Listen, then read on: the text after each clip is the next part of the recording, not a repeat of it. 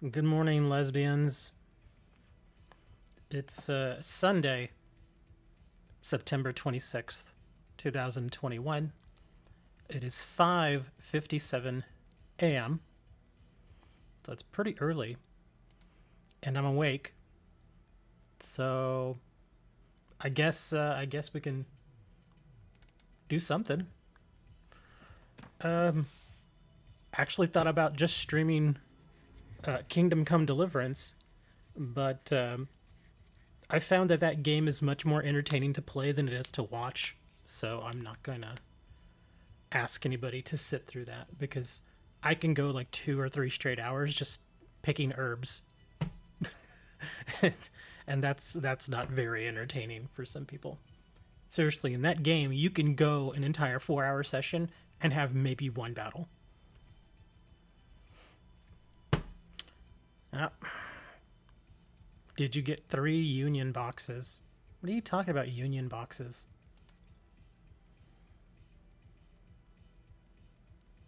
If you're talking about Fusion Strike or whatever it's called, um, that doesn't come out until November, I think. So yeah, you're way ahead. You're way ahead on that. And even then, I mentioned in Discord, even I think probably back either Monday or even before that, um, that there's going to be an issue with the print run of the new Pokemon set that's coming out, the one that's going to have the V Union stuff in it. It is Fusion Strike, isn't it? I know it's Fusion something. I always forget what it's called. Fusion Strike. Here we go. Yeah, it is Fusion Strike. There it is. Okay.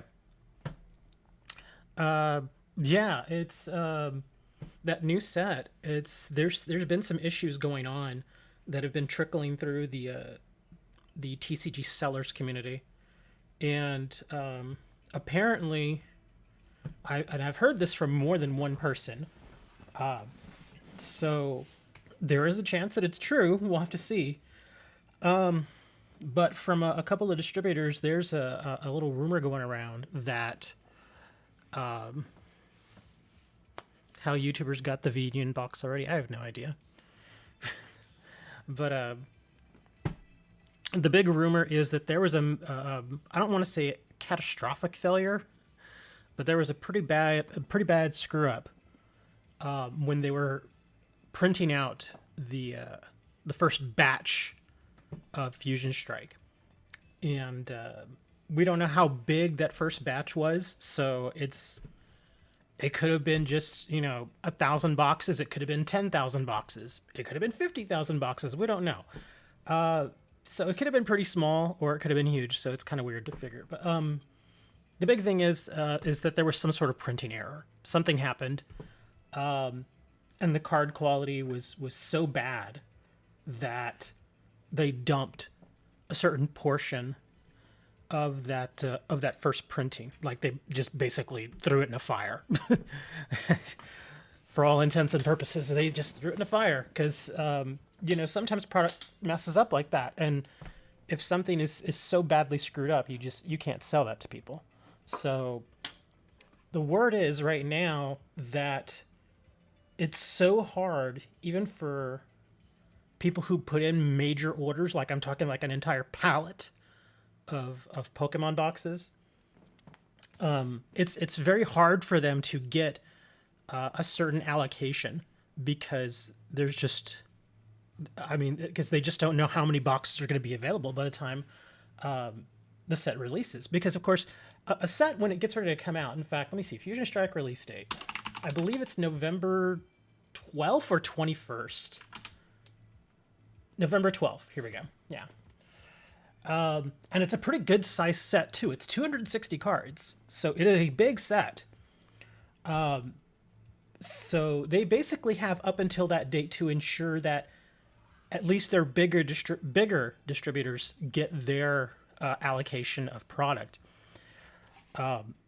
But what that says is obviously if they had to dump a certain portion of that first run, V Union box is out $73. You're talking about the Japanese one. That's the Japanese V Union box. That is not the American V Union box. Or I shouldn't say American, but the English version of it. Yeah, in Japan, the Fusion Strike set in Japan, it's already out. Yeah, it's out. That's how we have pictures of the cards and stuff, because it's already out. But if you want the English cards, which is what most of us want, yeah, it's not out yet, not till November 12th. So we still get a good month and a half or so before we get it here. But like I was saying, again, it's getting really hard to get allocation of that product, and so there will be boxes. There will be some product, but it will be far less than what we're used to. And given that basically for the past year and a half, new sets that have come out for Pokemon have been so hard to get. And if you do get them, you're going to pay through the nose. So whereas like when Evolving Skies first came out, I believe the highest price I saw for Evolving Skies was $220. Now that's on the high end. On the low end, when it first hit, I believe I saw it on average about $155, $160, which is above MSRP, so that's not good, but still. But of course, after a set's been out for a little while, the prices come down for a little bit, and then they slowly creep their way back up over a number of years.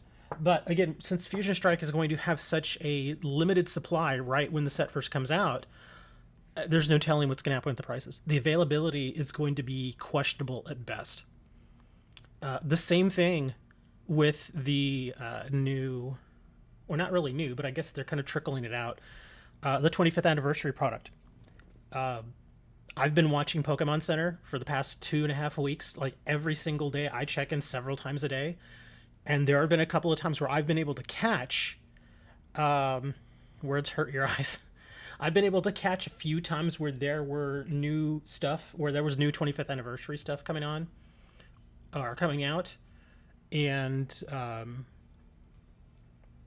game capture. Oh, where's my game capture at? Hold on. There it is. And it'll be there, and you can even pre-order some of this stuff, but it will go down within like 5-10 minutes. Like if you don't get your order in that tiny little window of time there, good luck. You're not going to get it at retail. You're just going to have to probably buy the ridiculously marked up prices that you see out there. So yeah, Fusion Strike's gonna be hard to get. It's gonna be real hard to get. I don't even expect, heck, even in local stores here, I've still not even seen Evolving Skies. And Evolving Skies has been out, what, a month now? Well, maybe not a month, what, 3 weeks, 3-4 weeks? Almost a month.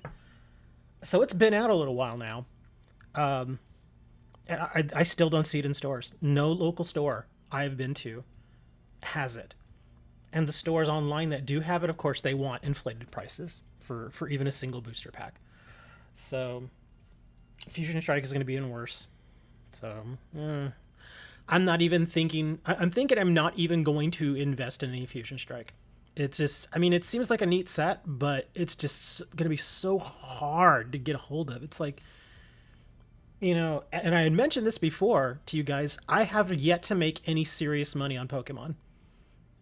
On all of the Pokemon, and I actually have, in the past week or so, I've had a lot of Pokemon sales too. I even had one from Japan, which is surprising, because in Japan, obviously, they get the cards first, but I guess this particular fan wanted the English versions of the cards, so of course I sent them on his way. He bought like 45 cards or something like that. And even then, I've had smaller orders for a couple cards here, a couple of cards there, so it's been picking up a little bit. But again, I am upside down on money when it comes to Pokemon, which is why I even mentioned it a couple weeks ago. I didn't really want to put a lot of money into it. But then the funny thing is, it's like just a couple of days after I said that, I went to the grocery store and they had a ton of Pokemon products, so I bought a whole bunch. It's like, well, it's there. I might as well buy it. Maybe I can make some videos. And I did make videos. But again, a lot of the cards just kind of sit here. They don't really sell. Because, again, you have to put them at a minimum price or else you lose money on the sale. And it's like, well, what's the point of even selling it if you're going to lose money? There's a lot of different stuff going on there. So, yeah, I'm like I said, I am backing off of Pokemon. It's just too hard to get product. It's such a pain in the butt. It's like, why am I going to put in all that legwork? And now that I've got this car, I can obviously, go and drive around the city and stuff. But still, that takes money too. Got to put gas in the car. And again, yeah, I can all write that off as a business expense. But at some point, you're just going to say, okay, enough's enough. Is it even worth really doing it? Because Pokemon card sales are not that great. Single sales, I mean. For sealed product, it's not bad. It's still good, actually, if you can get sealed product. But yeah, Pokemon singles market is dead. For I don't want to say it's completely dead because again, there are those certain niche cards that are a little more expensive, $50, $100 cards. But again, those cards are so hard to get, it's almost not worth it. Because again, I think I'd mentioned before, the most expensive card I've pulled out of a pack was about $30. That's it. It's the most expensive card. And then when you compare that to my Yu-Gi-Oh openings, it's like night and day. I mean, heck, I just pulled that card that I sold for $525. It was sold in an hour. It's like there's no contest there. And I paid $57 for that Dawn of Majesty booster box. Why would I not? I mean, think of it.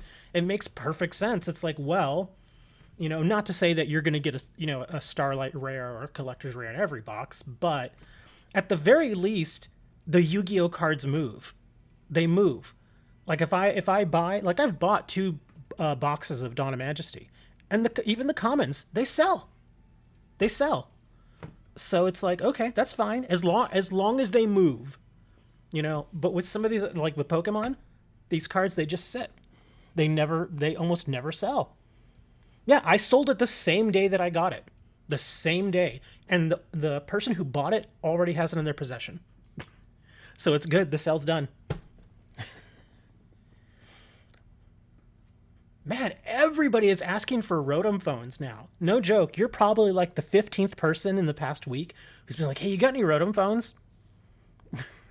I actually do have Rotom phone. But yeah, apparently that's a hot card now. Because people left and right have been asking me to trade them Rotom phones. And not just like one or two like full sets, like full play sets of Rotom phone. But yeah, like I was saying, it just makes more sense to invest in Yu-Gi-Oh. The boxes are easier to get. The boxes are cheaper. I can get them really cheap. And again, like I said, even if I don't get like major hits, like big hits from the boxes, at least the commons move. They sell. So it makes so much more sense to do Yu-Gi-Oh singles. Yu-Gi-Oh singles are still a solid bet. Pokemon singles, don't go into this business if you plan to focus on just Pokemon singles because you're gonna get eaten alive.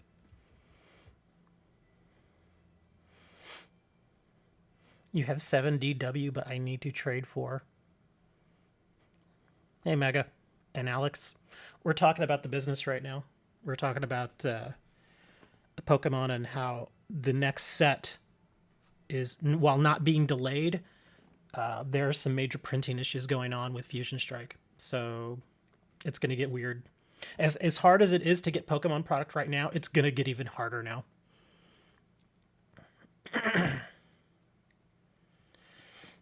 Well, see, it's not. That's the thing, though. It depends on the game that you buy and sell, because I could buy and sell sealed product, but the thing with sealed product is if you're going to buy and sell just sealed product, the amount of money you have to invest in that is just ridiculous. It's a massive amount of money, because what a lot of people tend to do, and I think this is the wrong way to go about it, is like, say for instance, when Fusion Strike comes out, regular retail price for a sealed booster box of Fusion Strike is going to be about $144.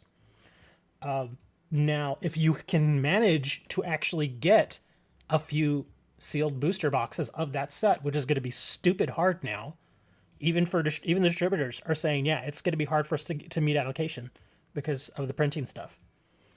But if you can manage to get one, yeah, you can sell it for, 180, $190. But that's, kind of I don't want to say a black swan event, but it's one of those situations where It's one of those situations where this kind of stuff just doesn't normally happen. But again, it's kind of a march to who can get the product first. And in most cases, it all depends on who the distributor is and who you are in good with. This is kind of some weird business stuff that a lot of people. I don't mean going to like Target and buying product there. I mean going to the actual distributor and ordering like 5 cases, if 5 cases are even available to you.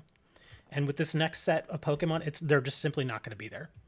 All the bigger distributor customers are going to get their allocation, but the smaller people like me, nothing. I'm not going to get anything. But again, the better thing is depending on the game that you go into, especially certain games like Yu-Gi-Oh! And Magic the Gathering, they have what they call track printing. If you don't know what track printing is, what it basically says, or what it basically means, is that you are usually guaranteed a certain amount of certain cards within a particular box. For instance, it's been pretty much the norm now for any regular set that comes out for Yu-Gi-Oh! You're going to get 4 ultra rares, and you should get 2 secret rares. Any additionals you get is just a bonus. But for the most part, that's been pretty true. Now, my first Dawn of Majesty box sucked because I only got 1 secret rare and only 3 ultras. But then my second box more than made up for it because I got the 2 best secret rares. 3 of the 4 ultras I got were the most valued. And then I got that Starlight rare that sold for $5.25. So yeah, it kind of makes up for it. But the way that track printing works is you're supposed to get about the same value in every box. That doesn't happen with Pokemon, unfortunately. With Yu-Gi-Oh! It's a little better. It's a little more that. Same thing with Magic the Gathering. It's a little more firm. Like if you buy a box for $100, you're generally going to get the same value. Of course, the cards are going to be different. You know, the rares and the mythics and stuff that you get in Magic. The cards may be a little different, but the value will all come out to be about the same. So, yeah, with Pokemon, I've simply not seen that. I've not seen that at all. And then again, you partner that with the fact that it's very difficult to sell a lot of the singles. It's, you know, it just doesn't make any sense to keep buying Pokemon product. Like, think of it like this. Here, I'll give you an example. What is a... Okay, here, Rebel Clash. Okay. Now, obviously, this is not the best rare in Rebel Clash. Okay. But for the most part, like, say, for instance, if I get a super rare in Yu-Gi-Oh!, even if it's not one of the best cards, on average, it will still sell for a certain amount of money, usually about 35 cents or so. That doesn't sound like a lot of money. But when you think of the fact that its partner, when you think about Pokemon, would be this card, the rare, okay? The thing is, a card like this, I've found will sell for maybe 9 cents, 10 cents at the most. So yeah, it's insane. The value just simply isn't there. Cards like this, they have sat in my collection for months now. They just don't move. Nobody buys them. They're probably not going to be purchased for a long time. Most commons, like just regular old commons, their average selling price is like 2 cents. 2 cents. It's like, why would I buy Pokemon? Because the average value for Yu-Gi-Oh! Commons is between 10 and 15 cents. So it's just much better. I didn't say Chinese packs. I said Japan. Those are 2 different countries, man. Yeah, because saying that they're packs from China is very different than saying they're packs from Japan. Very different.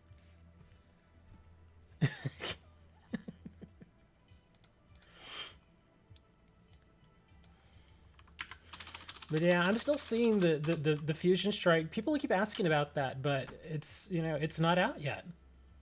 Not until the 12th. That's its official release date. Now, I mean, there have been people, and Dre was saying earlier that there are people already on YouTube who are showing off some of the stuff. It is possible that some of the bigger names may have gotten a booster box or some, you know, a couple of products to kind of preview the set. That happens. But the actual set itself isn't going to be released until November. So we've still got a long way. Yeah, if you want the real ones, the Japanese packs are real. Those are official. Because again, like I was saying, for Pokemon and for Yu-Gi-Oh too, because they're both the games are based out of Japan. So generally, the way it works for both of the games is that Japan will get the sets first, and then America and Europe will generally get the English version, usually like 2 or 3 months later. If it is a Chinese pack, I personally wouldn't even touch it because it's probably fake. I've never seen any official Yu-Gi-Oh or Pokemon products in the Chinese language. I've never seen it. Korean packs are usually fine. You can buy Korean Pokemon and you can buy Korean Yu-Gi-Oh. Those are fine. Now, of course, most people don't like to have cards that are not in the same language that they read. Some people don't mind. Some people it's fine. In fact, I know in Yu-Gi-Oh, I don't know how it works in Pokemon, but I know in Yu-Gi-Oh, in official tournaments, you're actually allowed to use other Yu-Gi-Oh cards that are in different languages as long as you have the original English version with you that you can like show a judge. So like say for instance, if I have like a really expensive card, for instance, like that Starlight Rare, and not that I would take that to a tournament, but like say for instance, I have that Starlight Rare Stardust Dragon. Obviously, I don't want to play that in a deck. I want to preserve that. But the way it ruled, at least this is how it was when I was a judge, was that you could have, not a proxy, it still had to be an official Yu-Gi-Oh card, but say, for instance, if you had a Spanish Stardust Dragon, and you use that in your deck, as long as you have the English equivalent with you, that was fine. That was perfectly acceptable. Like I said, I don't know how they do with Pokemon. Canadian packs. Canadian packs are the same as the US, yes. It's the same thing. I think Dre was teasing. Yeah, Dre was just teasing there. What is this? What am I getting on my screen? Private offers. What are you sending me? It's going to be somebody else asking for Rotom Phone. I just know it. What do you want a Darkness Energy for a Tornadus?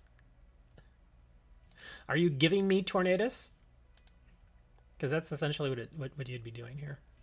I don't mind. I'll take it. If you really want to give me Tornadus.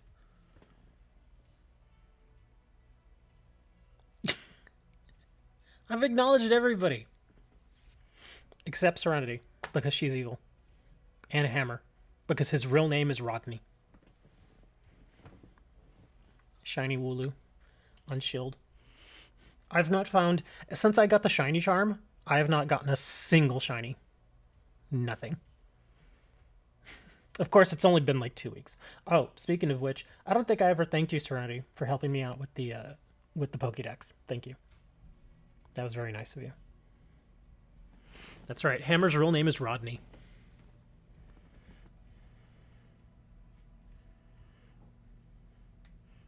In high school, they called him the Long Rod.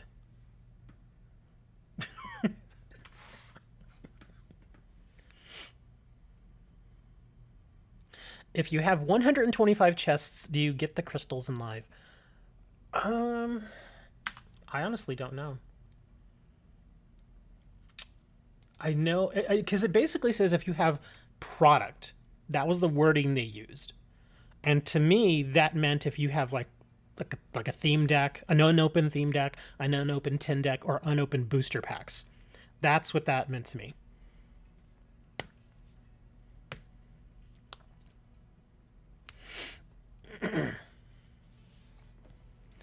Yu-Gi-Oh! And MTG communities mostly consist of players, while Pokemon community consists mostly of collectors. And I guess that could be true. Because when you're exposed, or when a lot of people are exposed to Pokemon, generally is when they're young, when they're kids. And again, when you're like 10 and you see the Pokemon, television show, you just like, ooh, cool, they have cards. I want some cards, and that's pretty much it. You don't really care to play the game. You just want to collect the cards. Like my friend, she has a son who's like 10, 11 years old, I think. And that's his deal. He doesn't play the game, but he buys the cards all the time. Call to the long rod. For something else, your fishing rod, man. You had that really long fishing rod. You get a real shiny Gyarados from Surprise Trade. I got one that way too. I actually get quite a few shinies through the Surprise Trade. That's how I've gotten most of my shinies. The number of shiny Eevee that I've gotten from Surprise Trade is remarkably high. I've gotten like 15, 16 of them. Some of them I've evolved, others I just trade back because, again, you really only need so many.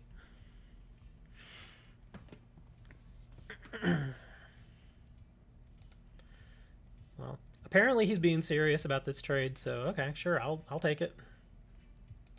I don't know what I'm gonna do with Tornadus, but yeah, we'll take it.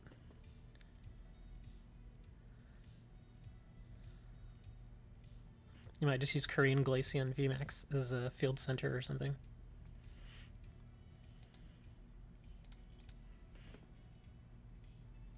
You got level 1. I actually have a couple of level 100 shiny EVs too. The ones that I get they're either level 100 or they're level 1. like it's either somebody just hatched it and they were like, okay, let's just send this thing on its way, or they actually took the time to level it.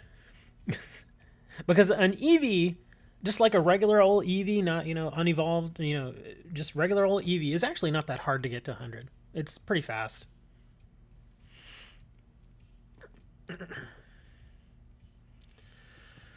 I guess we got to talk about it, huh? We got to talk about it again? You all know what I'm talking about. Yeah, talking about this. About live. I'm still bummed about it. Really. The time to levels. Well, it depends. It depends. Because if you have like the rare candies or the experience thingies, then yeah, you can do it instantly. But I mean, even when you like stick it on your team and just run around battling other Pokemon, even then it's still pretty fast. But yeah, if you have the little experience candies, then yeah, that's you can do it in a flash. Yeah, experience candies. I actually save all those. In fact, especially rare candies. The only time I ever use rare candies on Pokemon is like when they're like level 98, 99. Then it makes sense. It doesn't make sense to use a rare candy on like a level 6. Because the rare candy gives you the level. It doesn't give you a set amount of experience. It just gives you the level. What is it? Style should be called Pokemon. Oh, still. Okay. Pokemon card game.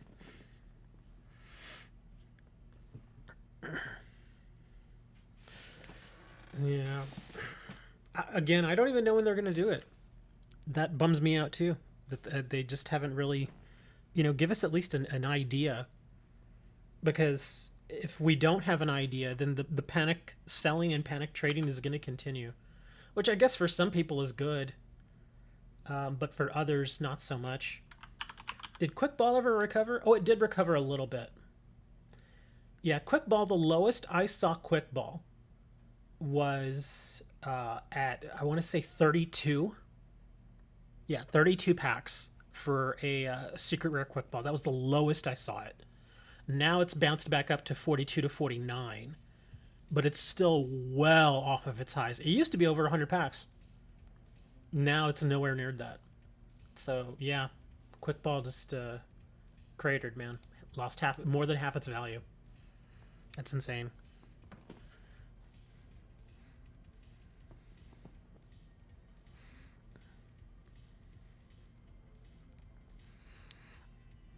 Alex, I totally feel you on that. I don't mind spending a little money on a game I like. Plus, I also buy the codes just for the streams and stuff.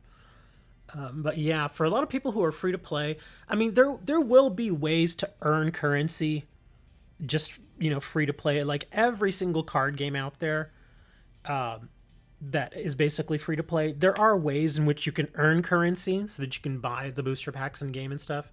There are ways to do that, but oftentimes what they'll do is they will put those behind either time gated events or things that take quite some time to get done. Sometimes, not all the time. Not all games do that. Some games is a little easier. But yeah, the whole idea is to steer you into spending money. So technically, yeah, you can still get booster packs and stuff in live just from playing the game. But it's going to be a real pain in the butt. Like I can tell you right now, like an MTG Arena, the only time that I get free booster packs or additional booster packs at all is when they have their codes. Yeah, in MTG, it's possible to be free to play, but it's hell. Yeah, it can be. In MTG Arena, like I said, the only time that I get easy booster packs is when they have the new codes, like the new set. What is it? Innistrad Midnight Hunt, I think it's called. That new set just hit MTG Arena, and there's a code for it, so you get 3 free booster packs, which is nice. But other than that, unless you flip open your wallet, it's going to be really hard to get any other boosters out of it. The one thing that I think MTG Arena does right is whenever you open a booster pack, it usually gives you like part of a card. Like it'll give you like part of a common or part of a rare or part of a mythic. And then once you get so many parts, you can trade those parts in for any mythic that you want or any, rare that you want. You got to go. It's only 6:30. It doesn't let you play Commander. I'm pretty sure they're going to eventually put a Commander option in it. I hope they do because Commander, I've never played Commander, but I hear it's really, really popular. And I've bought Commander products before, but I've actually never played the actual Commander format. A doctor's appointment this early on a Sunday? All right. Well, get on over there. Tell the doctor that your foot fell asleep again. Doc, my foot fell asleep. It feels like I have the needles. It feels like there's static television in my foot.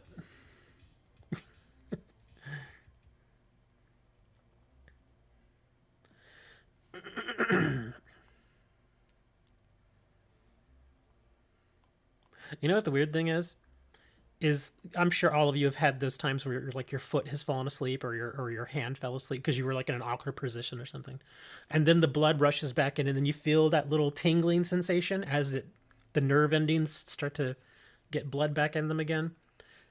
I don't know if anybody else has had this experience, but that little tingling sensation, it feels like radiation.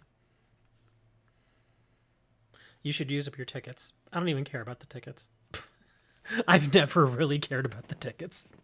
It's just like, if I could trade them away, I would. EDH back in the day, which was Commander before Commander. What is EDH? What is it, like expanded deck hero? Fatty liver, so I got to get that checked out. Fatty liver? I'm gonna cut out the fat parts? You have over 200 tickets. I've used a few of the tickets over time, but not many. Is there a guess that Pokemon? What's a guess that Pokemon? Elder Dragon Highlander. Oh. And Commander, don't they have like a hero? It's kind of like a hero thing that they do. Isn't that how it works? Like you pick, what is it, a legendary creature, and that's like your, I guess, your commander, and you kind of go from there.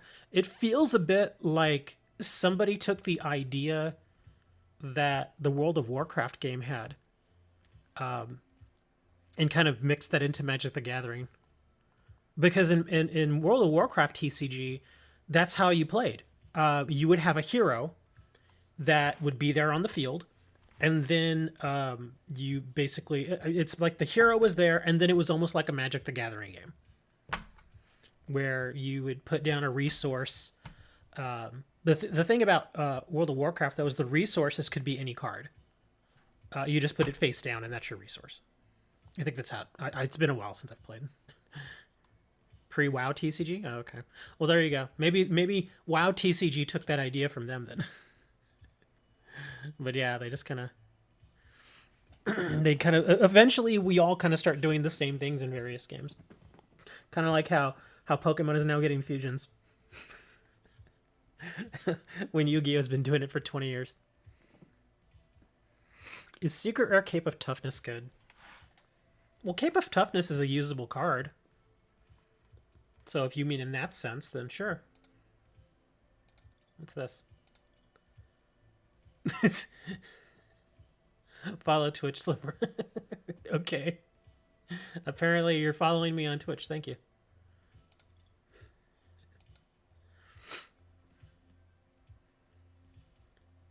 Pokemon credit card game. Yeah, that's a bummer. Especially, I mean, and I don't mind them trying to make, I said this on Monday too, I don't mind them trying to make a little money on it, but, you know, when you take the trading out of a trading card game, it ceases to be. It's now just a card game with a credit card. So it's not as awesome how Pokemon Fusion works. I read it the other day, but I forgot how it works. It's something like if you have I think the kind of how it works is you have to have certain Pokemon in the discard pile, and then you can bring out your V Union or something like that. I think that's how it works. Yeah. We'll all eventually learn. You're gonna swap to Twitch. Twitch doesn't like you. I'm gonna stop streaming to Twitch. Yeah, Twitch doesn't pay anything. In fact, it's been so long I haven't even checked if you have to mill off the unions. Oh wow.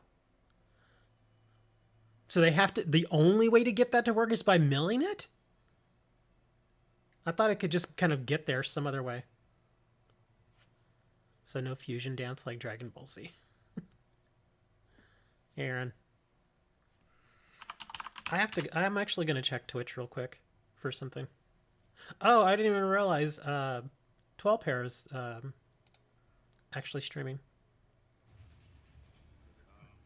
No, I don't want to hear this commercial. I'm gonna get into her stream here real quick.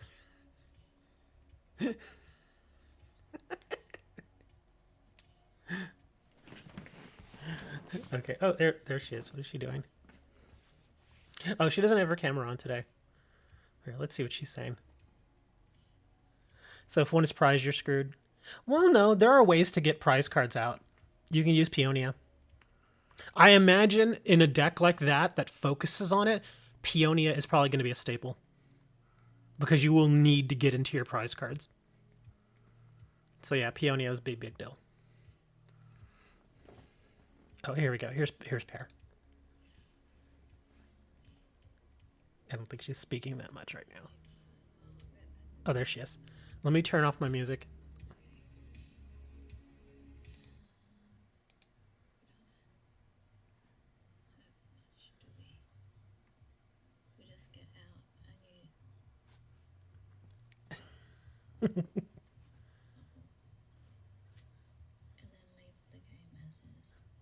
Are fusion cards going to be available as promos? I have no idea.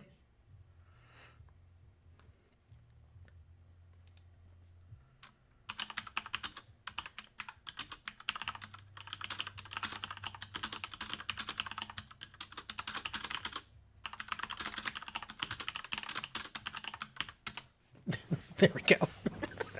I had to send Pear a message.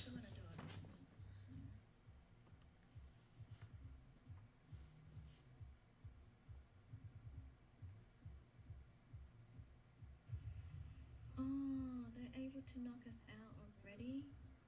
Far out.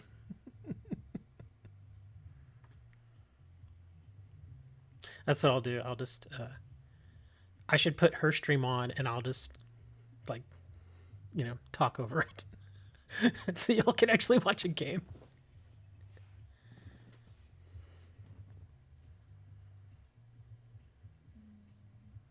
I don't think she's even paying attention to chat. Hold on, I can ping her.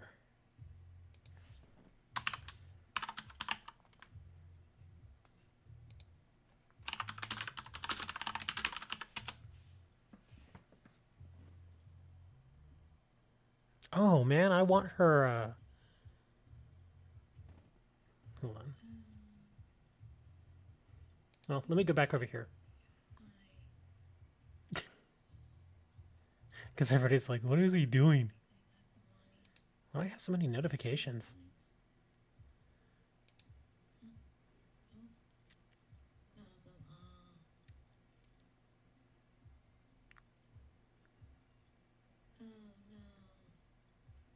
Yeah, I think she's too focused on her game.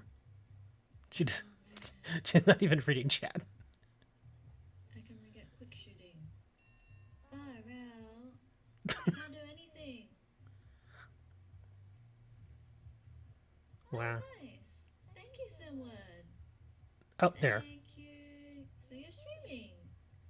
I gotta make sure I watch. Oh my god. Really bad play. Very, very bad play. Oh, there. Now she finally is like, oh, I'm reading that now. Anyway, I wasn't going to go to Twitch for that. I was actually going to check something real quick. Here, let me check something real quick. There we go. Now I'm watching my own stream as I stream my stream. So can I watch my stream as I stream my stream so I can stream, or I can watch a stream while I stream?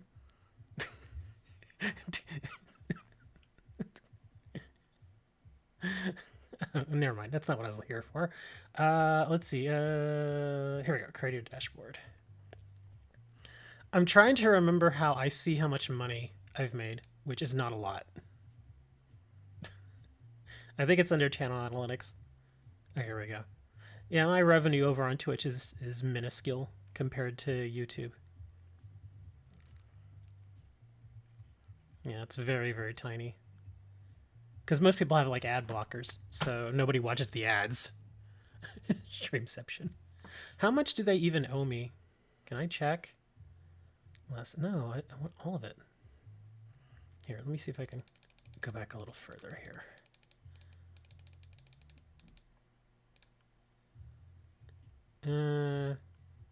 It's not showing me. Stream on stream on stream. I wish it would just tell me, here's how much money you've accumulated. That's going to take forever to reach the threshold. Yeah, because it doesn't have just that. Ugh, forget it. I'm not even going to mess with it. Enough of that. I've been ignoring you guys. I'm over here watching somebody else's stream. I'm streaming. Okay, hold on. What's this? Cape of Toughness. Everybody wants that Zoroark now. I've had other people ask me about that. Let's see. Oh, that balloon should not be up for trade. I'm sorry. I only have 4 balloons. And those I'll have to say no. I'll still trade the cape if you need it, but yeah. Sorry.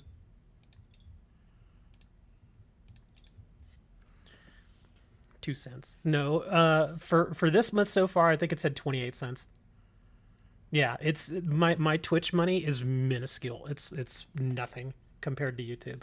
I mean, not like I'm making bank on YouTube either, but it's at least tangible. It's like, oh, I can buy a couple of pizzas this month if I want. I don't do that with the YouTube money. The YouTube money usually goes right back into buying Pokemon stuff, like the Pokemon codes. Yeah, Twitch doesn't like to pay out. Well, I guess I'll go do like a match or something, because I mean, we're here, we're streaming, and I promised that I promised myself I would do at least an hour and a half. So if anybody wants to do a theme match or a standard match, go ahead and send it on in. If not, I'll just go to the ladder and we'll do that. Because yeah, I wasn't even gonna stream because like yesterday, I felt horrible yesterday. Do you have any extra Blastoise VMAX? I think I've only got like 1. Yeah, I don't have very many of those. But yeah, I felt like crap yesterday. I still feel like crap today. But I was like, I can't leave you guys hanging all weekend. I gotta throw something up here to talk about Pokemon, even if it's just to say hello to you guys.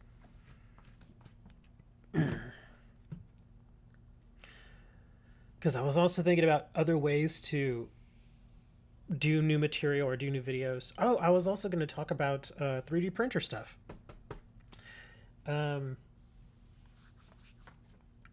I think I had mentioned to Hammer, I know Hammer had to leave, but I mentioned to Hammer last week that I wanted to get a 3D printer. And I was thinking about the different stuff that I could print with it. Most of the stuff I was thinking about would be like card dividers, stuff that's kind of practical. Card dividers, card holders, because I could really use some sturdier plastic card holders for some of the sets that I have of various cards. But I also want to make videos of the printer working and building like little Pokemon characters and stuff. Because you can do that too. And the one that I'm looking at, it's about $200, but the prints are actually really good quality. In fact, that most people say that it is a quote unquote a good starter 3D printer, because there are cheaper ones, but they're awful.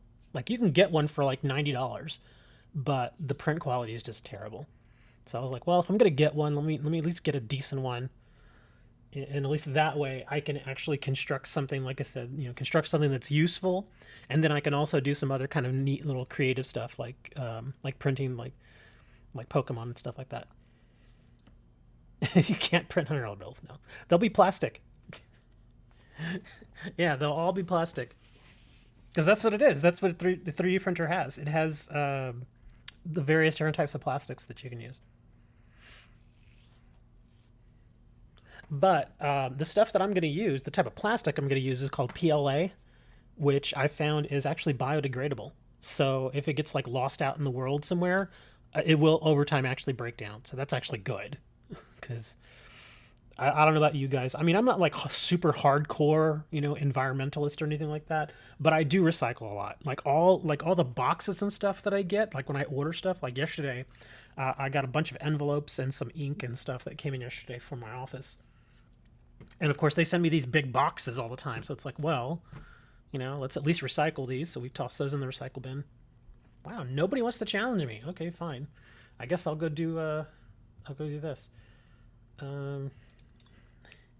What's up, brother? What's up, brother? Because what you gonna do when Hulkamania runs wild on you? I don't do a good Hulk. Yeah, my Hulk Hogan is terrible. I do a better. I can probably try to do Tristan trying to do Hulk Hogan. Hold on, I gotta prep my voice for this.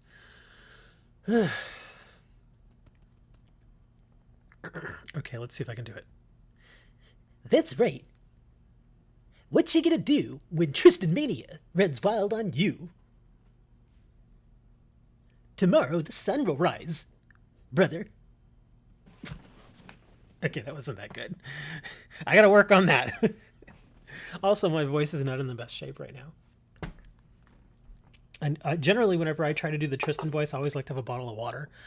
Because it actually, the way I have to kind of make it happen, sounds more like Goku. I actually have no idea what Goku sounds like. None.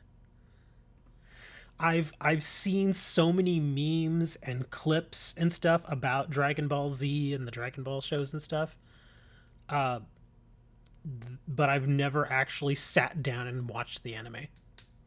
In fact, I think I mentioned this a long time ago. I have a movie, a Dragon Ball movie, not even Dragon Ball Z, just Dragon Ball, like an old movie, like from I think it was like from the early '90s or something. I don't even know, but it just looked really old. And I have that, and I remember watching it, but I don't remember anything about it. So I guess it wasn't that good.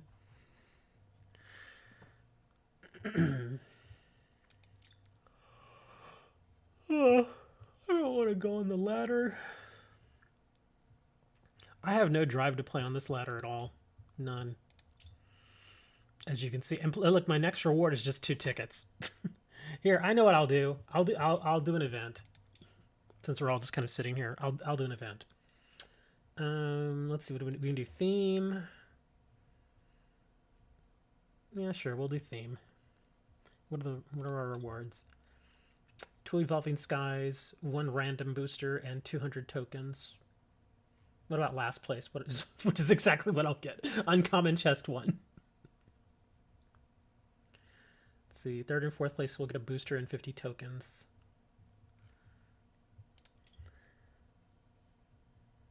So Venom's scared of Carnage in the new movie? I have no idea.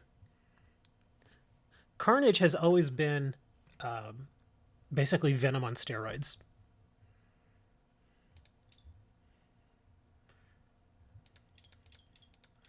Let's do... I actually want to try and win. So let's actually use Relentless Flame.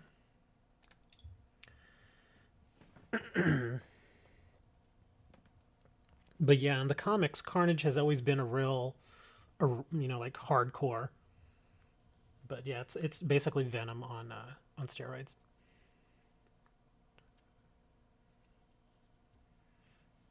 And plus, Venom has also been a foil for Spider-Man for a while too.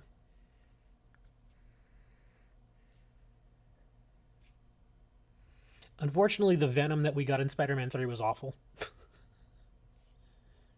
I like Topher Grace as a person, but he makes an awful Venom.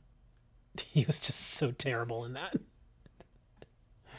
It was like, dude, what in the world were they thinking? I understand that they cast him because they felt that just, the non-Venom character he would have done fine in, which he did, but trying to make him a believable Venom it didn't work. It just didn't mash well. Hey, look here. Oh, of course. I immediately face a water deck. Yeah. And this guy had the right idea. He was like, I'm going to play this water deck knowing I'm going to face a Charizard deck, which is true. Absolutely true. He has only 1 fire card in that whole deck.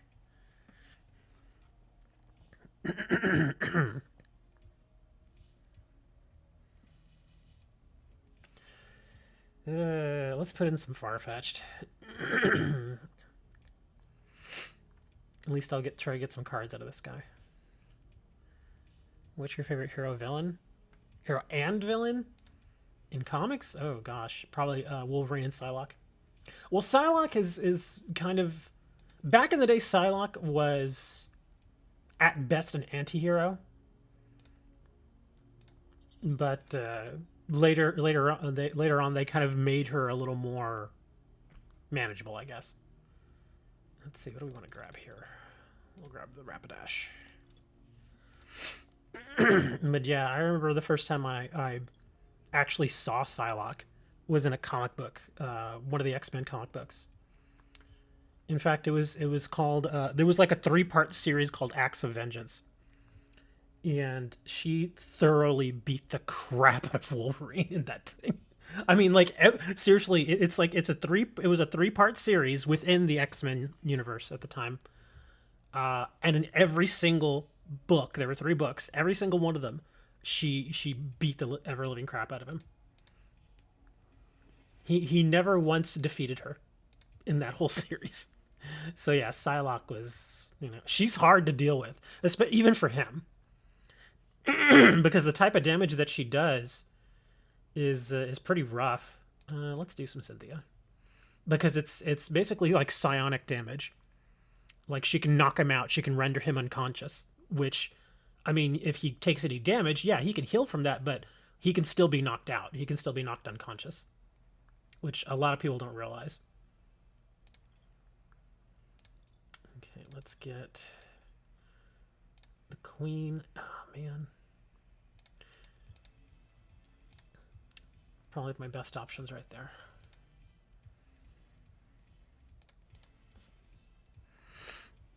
But that's why when I found out that they were putting Psylocke in the X-Men movies, I was like, oh, this should be good. This should be good. But they really underutilized her. And I didn't mind Olivia Munn being Psylocke. Actually, I thought she actually did a good job. But again, they underutilized her. She had such a small part in that movie. I think she only had like 4 lines. in that whole film. She had some good screen time, but she only had like 4 lines. She just didn't speak very much.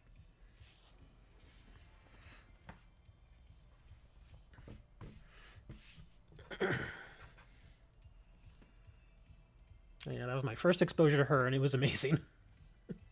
You can actually go look up, like, if you go look up X-Men Acts of Vengeance, you can see it there on Google. You can probably even read the books on Google as well. They're probably scanned.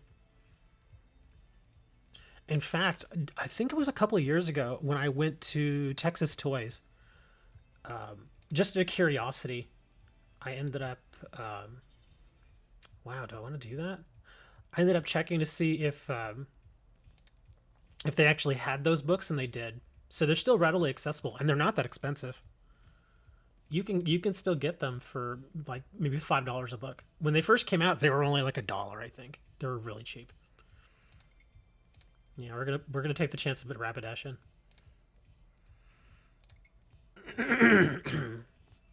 Ah, dang it! Rapidash is already going away.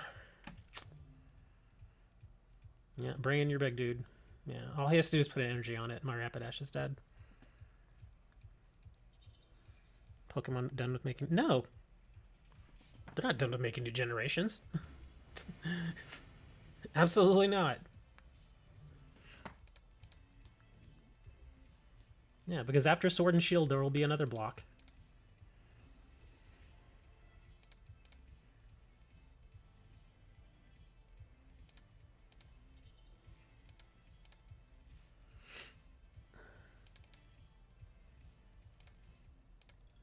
I'm going to hold the pony for now. Simply because I don't have anything better than that. And I know they're going to keep attacking me with their Manatan. Ugh, that's not what I needed.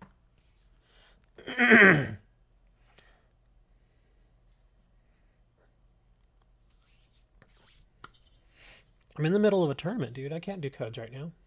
I'm getting my butt kicked. Or I'm about to get my butt kicked, but still. Oh, that's kind of surprising that he did that. I guess he's just... Well, yeah, he doesn't need to put the energy on it right now. So yeah, he's just going to keep doing that. Put you in there.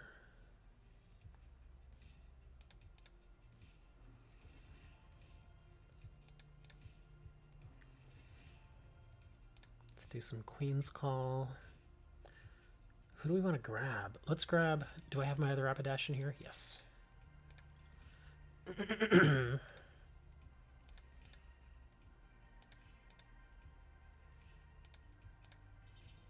I'll just let him kill my Farfetch'd. Do I even want to use Professor right now? I don't think I do, because I'm going to need to kill this thing. So let's hold the Professor for now.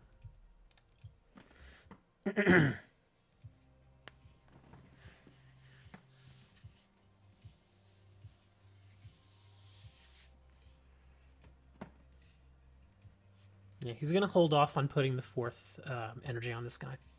He's going to start pumping up his Pelipper, because he knows I'm eventually going to kill this. Because he's only got 140 health, so it's going to be fairly easy to get rid of, but he wants to have that Pelipper ready to go so he can kill whatever else it is that I bring out. At this point, I'm trying to work for... Oh, that's surprising. I'm surprised he did that. I would have put it on the Pelipper, because he doesn't need it on this right now.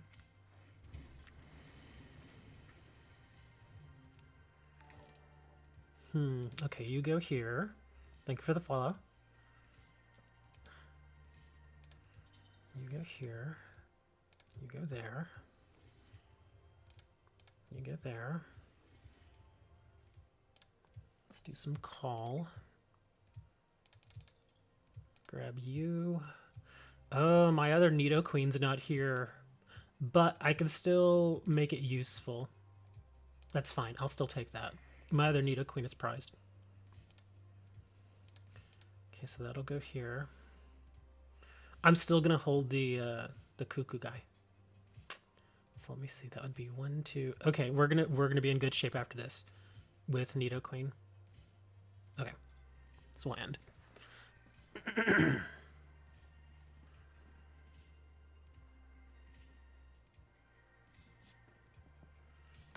I don't know if I'll have enough firepower to finish all this, but...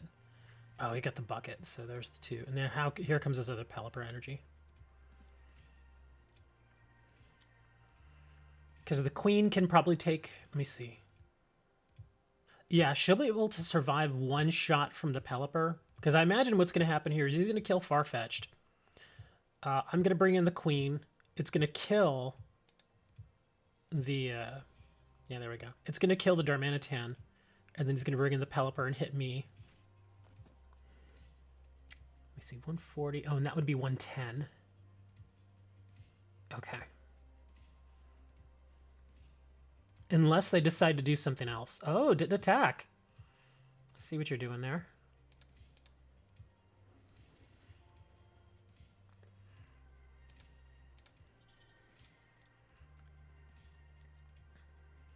Let's do queen. The only bad thing is when he delays like that, it gives me a chance to get more of these. So now I can get this Charmander. And next turn I'm going to do another Queen's Call and bring out the evolution. So they're trying to wait. Shoes and heels. No. Could be anything.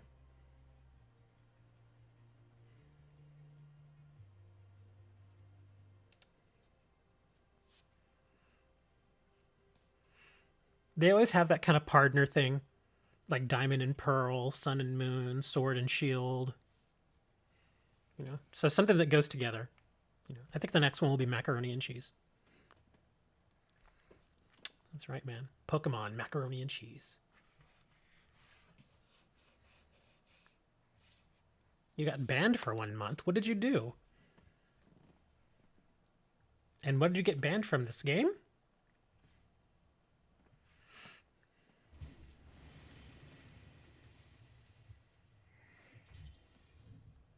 Yeah, they've got another Darmanitan coming to them, so this is gonna be a little harder to deal with. I'm gonna burn my Charizard here. Okay, here. Let's do another Queen. Grab that. You come up with... Oh, I didn't want to... Oh, I picked the wrong one. Dang it. I didn't mean to do that. I'm an idiot. Okay, hold on. We can still manage this. Okay, so we got a switch and a Brock. The Brock will actually come in handy next turn, because I need to get that Rapidash back. I'm pushing him as far as I can here. So let's do some Roaring Resolve. I should have done the Resolve first. Then I would have had a better chance of getting the Charmeleon. Because now I'm basically gonna sack my my Charizard here.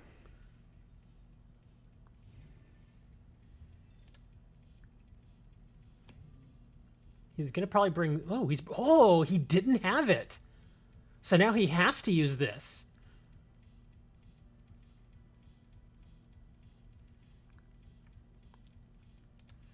Turbo Patch. Oh, and he got the Turbo Patch too. Maybe he just drew it. Yeah, he's pumping... Oh, there it is. Okay, yeah. If I could get... What could I start pumping up at this point? I guess we'll start pushing Rapidash next, because my Charizard's going to go away. So I'm going to have to bring my Queen out. And Queen's going to kill this. Okay, so there goes that. There's the other Charizard. Okay, let's... Queen's Call. There we go. That's what I meant to get last time. So now we got that. Let's start pumping the Rapidash. Let's do some Brock, because I need to get my Rapidash back. Do I want to try to get that line back again? Hold on. Yeah, I guess that would work. That'd be fine. We'll get these two, and then I'll get the rest energy.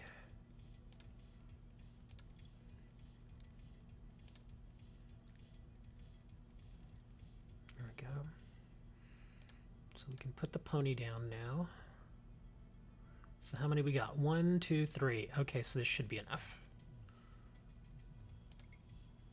Yeah, that kills that. But now they're going to bring in this one. And I can try and hope. Well, it doesn't matter because, yeah, they've only got one more to get. So, yeah. Darn. We're dead. We tried, though. If I didn't immediately go against a water deck, I think I would have done much better.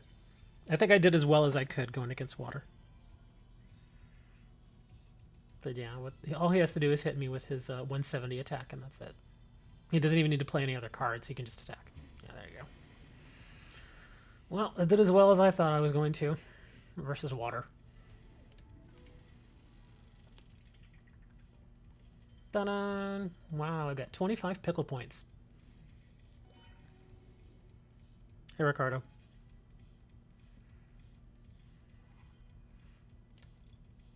And I guess I have to wait a little bit before I can get my cheesy little reward. We were the last ones, too.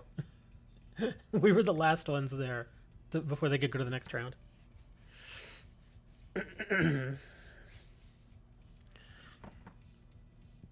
I mean, I can just go right in and do another one, unless one of y'all send me a match. I can just go do another theme deck.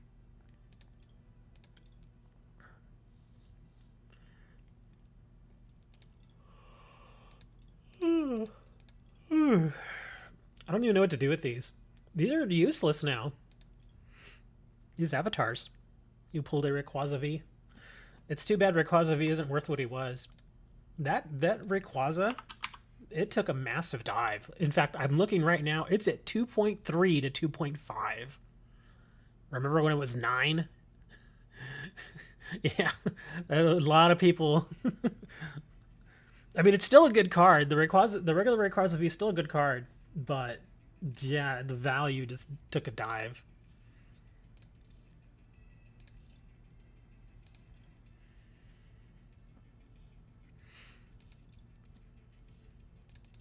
Let's see, you want an Altaria. Why are you giving me a bunch of packs? It's just an Altaria. I mean, that's a good card, but it's just an Altaria. I guess they just want to give me this. Thank you, I appreciate it. I'll take it, and we'll open them.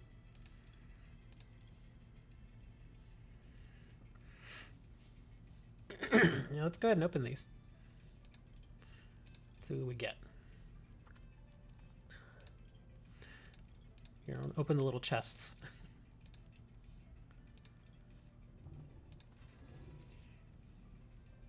5 Poke Points. Oh, an Alchemy reverse. That's not bad.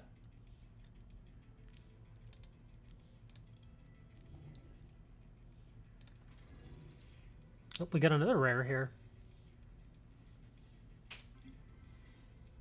Trevenant reverse rare from Rebel Clash.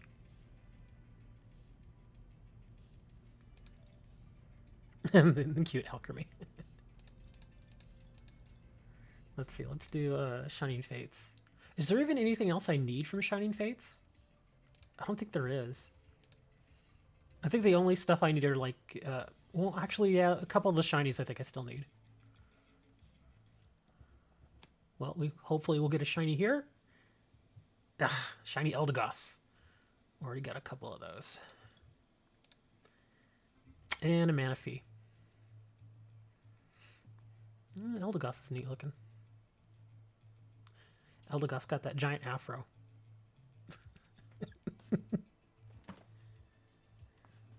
Someone was trading a Lycanroc VMAX for an uncommon chest. That seems kind of weird. Lycanroc VMAX. I think I actually have a Lycanroc VMAX or a Lycanroc V. I can't remember.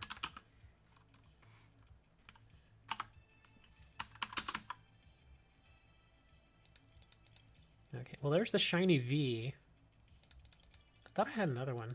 I guess that's the only V I have. Looks kind of nice as a shiny.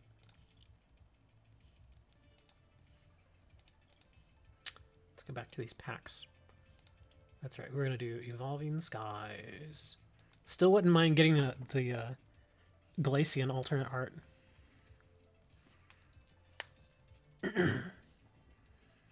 We got a reverse rare here. Marshadow. Duraludon VMAX. That's actually not bad. I don't think he's worth what he was, but some people might still want him. Let's see. Yeah, he's worth 4. It's not bad. Very solid pool. Mega Absol coin, supposed to be for trade.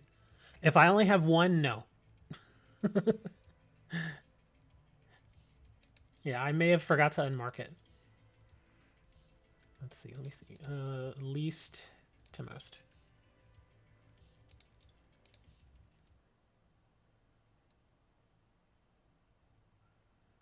Where is it?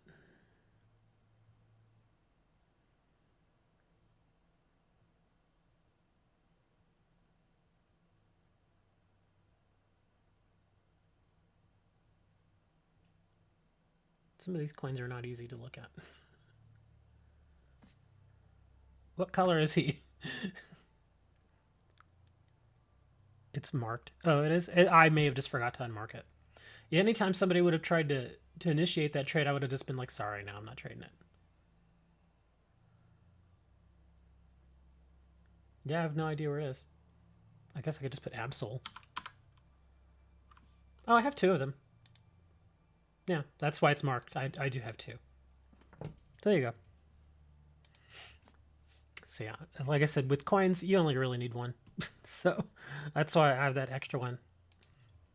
I can trade it. Trade with you. You can add me if you want, and we can trade. Yeah, my in-game name is the same as the channel name. Let's open up this next pack here. You're going to get that off me, Keck. You know what the weird thing is that there are some people out there that say Keck. No idea where it's from. I actually asked somebody when they did that. I said, do you even know where Keck is from? They're like, no. I was like, okay. Slucking. Well, at least I didn't have that. How many cards? Well, I'm actually missing a lot of cards from that set now because I keep trading them.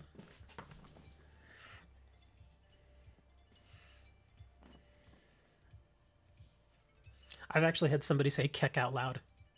And I don't mean like Keck, like as in actually saying it. I mean, they typed in Keck, OL. So they basically said laugh out loud, out loud. I was like, dude, stop that. That's terrible. So horrible.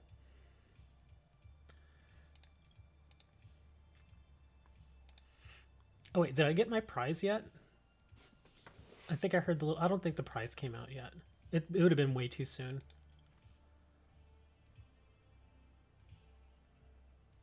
Yeah. What's Ida? I have no idea what Ida is. Computer just wanted to... You can turn off automatic updates. Just a pain in the butt. How am I today? I feel like crap, actually. Yeah, I'm not... How can I put it? I'm physically in pain, which leads to other problems. So, yeah, that's where it kind of goes from. I'm trying not to be a Debbie Downer, so I'm trying to minimize what you hear in my voice. So, yeah. That's about it right there. Rebber.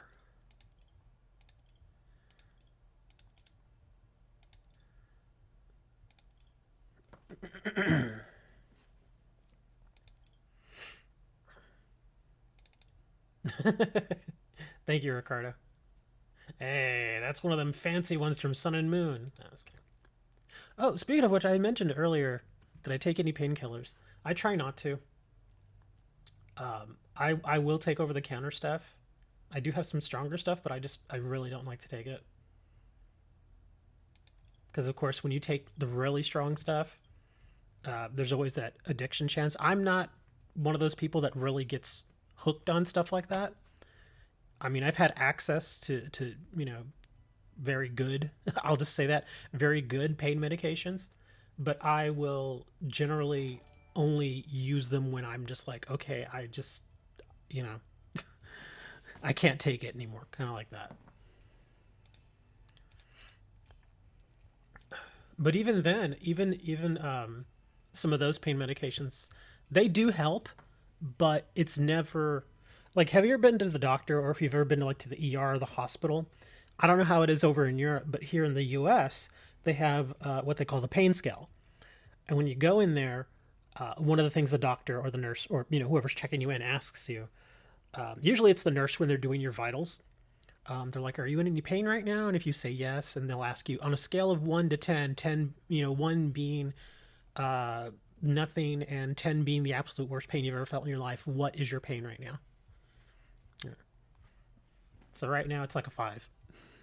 I'm managing because I'm used to it, but I'm not happy. So yeah, that's how it is. All right, evolving skies. Oh, there you go. Somebody put out Ricardo put out a code there for you guys. Oh, what do we got? Blank. Oh, Registrago. That Pokemon is so weird looking. I saw him on Sword and Shield, the Switch game, and I was like, "What is that?" It just looks so. It's like, is his mouth always open, or I mean, it just looks weird. I'm sorry, it's a weird Pokemon. And Gigalith. But as I was saying, even when I take those medications, it helps, but the pain is never gone. It's always there, and it's just one of those things that sometimes it's very manageable. It's like I can feel it, but it's not bugging me, and usually that's how I usually am. But there are other times where it just gets really bad. Like yesterday, I was in bed probably all but 2 hours yesterday. I was like, I do not even want to get out of bed. So I just laid in bed the whole day. I put on some classical music and just listened to that for like hours. Yeah, and for those of you who may have been asking, why didn't we get the stream yesterday? That's why. Because and the thing is I felt it coming on, like on Wednesday, because you generally at least for me, I can generally feel when I'm going to start having a lot of pain. Usually like a couple of days in advance, because my body starts getting stiff and my joints start really aching, and and of course everybody's like, oh man, it's COVID. I'm like, no dude, this is not COVID. Believe me, I've had to deal with this for at this point decades now. So yeah, it's not COVID. Now it could feel like some of the stuff from COVID, but it's not COVID. Oh, did we get another shiny? Ah, reverse dreadnought. And a Luxray.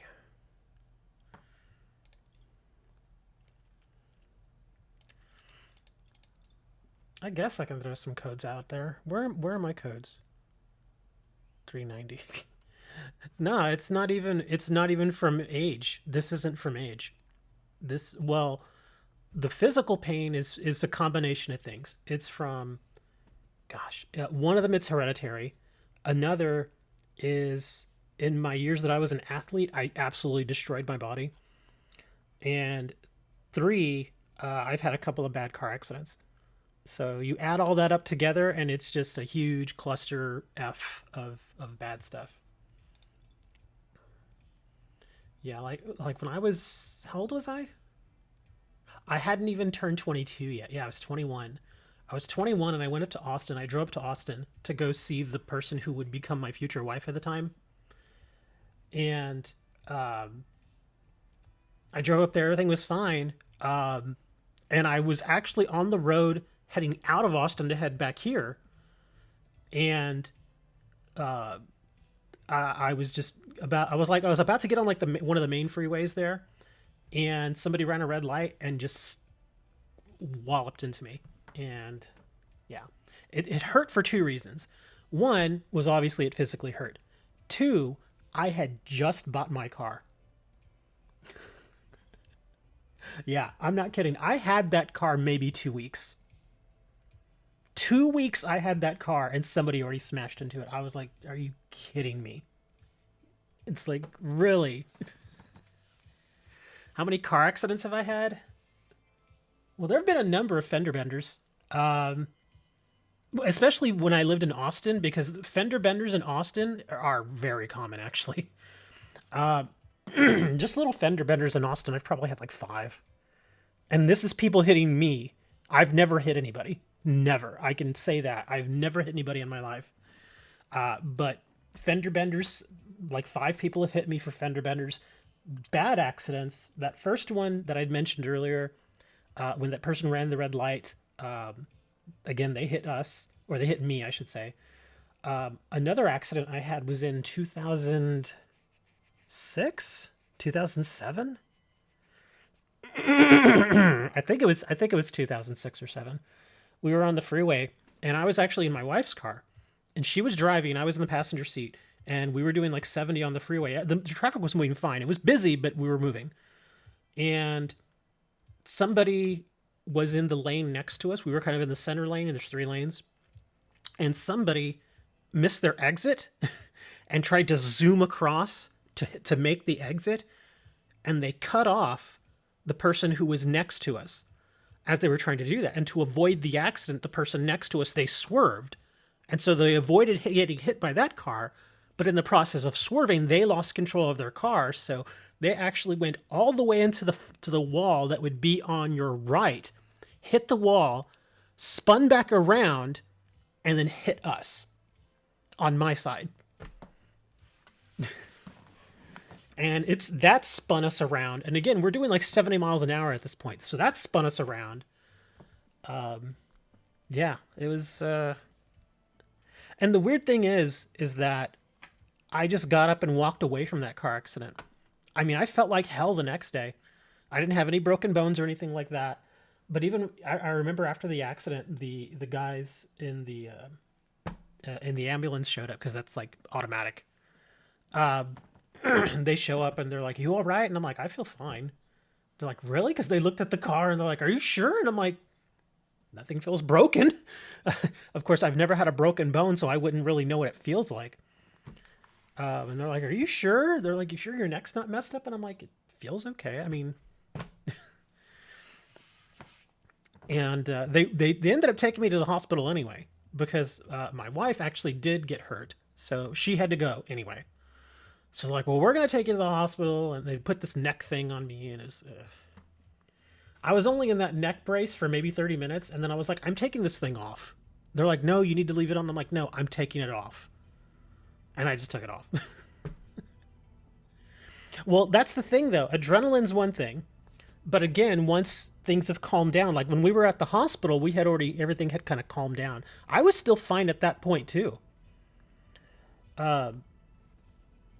But it was just a combination of different things. Again, I didn't have any broken bones, but apparently I suffered a lot of nerve damage that you just don't really. It's something that you just don't really feel until you start to age a little more. And so that's what the big thing was. Is I got a lot of nerve damage from both of those accidents. Mostly in my mid and lower back, and also in my shoulders. $75 on a lottery ticket. Wait a minute, I thought you were like 12, man. You're over here buying lottery tickets? Okay, maybe you're older than I thought you were. Yeah, I thought you were like 12 or something, dude. No disrespect. I mean, it's fine, but for some reason, I just had it in my head that you were like 12. Maybe I'm mixing you and Aaron up again, because I always mix you two up. Maybe Aaron's the guy that's like 12. And you're older. I'm sorry. I can't remember. Let's see. Also, never broke a bone, even after I fell off a moving 4-wheeler. I had a 4-wheeler run over my foot, and it didn't even hurt. I was actually really surprised. Those things aren't that heavy. Now, if the wheel rolls over you, it's fine. But if the thing comes flying at you, that's completely different. Yeah, you don't want one of those things flying at you. But not only that, but as I was saying, kind of going back to when I was an athlete, when I was much, much younger, even when I was a kid, I played baseball. And I remember one of the first big injuries that I got was my brother being a jackass Because I remember he was a couple of years older than I am, so I was like maybe 5 or 6. But my mother had signed me and him up both for baseball, and I was like in like t-ball or something, and he was like the next level up. But all of us practiced at the same fields, so whenever we would have to go to practice, it was all at the same time, so we would all just go there. And just to be mean, he as I was there, learning how to play baseball because I was like 5, just out of nowhere, he just thought it would be funny to throw a baseball at my face. I'm not kidding. He threw a baseball at me, and he threw it at my face, and I saw it coming, and I turned just a little bit, and it hit me right on my left temple. I mean, like, hard. And of course, being 5, and you get plunked in the head with a baseball, yeah, there was crying. It hurt like hell. That was one of many, many concussions I've had in my life. So, everybody here is 12. Maybe. A Fleetwood Cadillac roll over my foot. Yeah. I've never had a big car roll over my foot.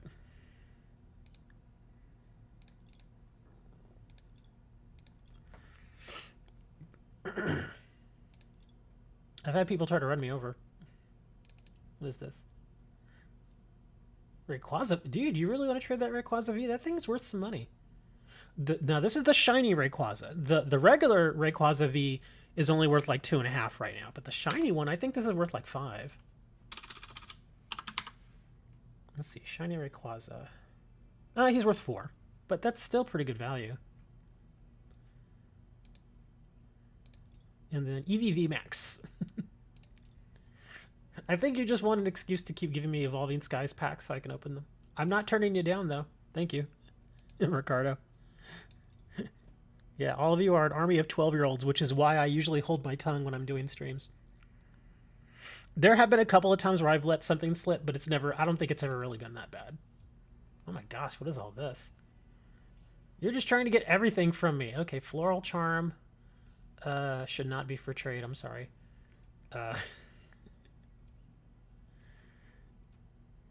What are you offering me here? I already have a lot of this stuff. Let's see, I don't need the Lycanroc. I don't need the Copperajah. I don't need the Shaman. I really don't want that Regieleki. The Pyroar I wouldn't mind. Here, let me do a counter. Let me see. Capture Energy's fine. Ralts is fine. Yeah, the Floral, I'm sorry, that shouldn't have been marked. My bad. I'll take that out. The Wobbuffet's fine, but I need to unmark it now.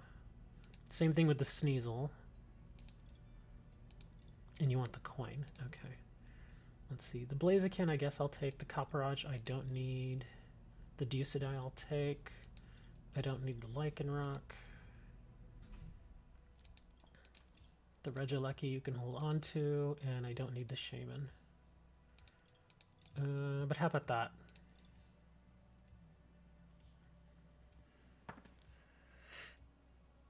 Full Art Knight shiny? Close enough.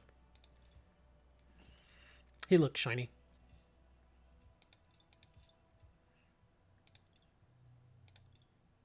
You know what's shiny? Your face is shiny. A couple of those you only grab because you like they're cute. Some of the art's really nice. Let's see, what are we getting out of this pack? Come on, Glaceon alternate art. Teddy Ursa. Really? Another Shiftry? Mark that. Anybody wants... Oh, Snowleaf Badge. I need to mark that too. Yeah, if anybody needs commons or uncommons or even some rares of this set, just make me an offer. I'll probably say yes. Oh, crap. What do we got? Yay! Oh, man. The person I lost to the person who won. But I get my little chest. Okay. So let's go open my little chest and get nothing of worth out of it. Oh, wait. We're actually getting a rare. Okay. Mainly the Flabébé. Really? All of my rewards have been from Rebel Clash. Alright. Trade complete. Okay. A Korean alternate art Glacian. Well, I can get those too. Yeah, in fact, you can. That's one thing I've noticed is the Japanese and Korean versions of the Pokemon sets. You can get those pretty cheap. Heck, you can still get Korean, and this is a different game, I know, but Korean Legend of Blue Eyes White Dragon from Yu-Gi-Oh! 20 something year old set. You can still get the Korean version for cheap. Like a full booster box, 40 packs, 5 cards each. I think you can get them for like $73. You pulled it out of a break. Cool.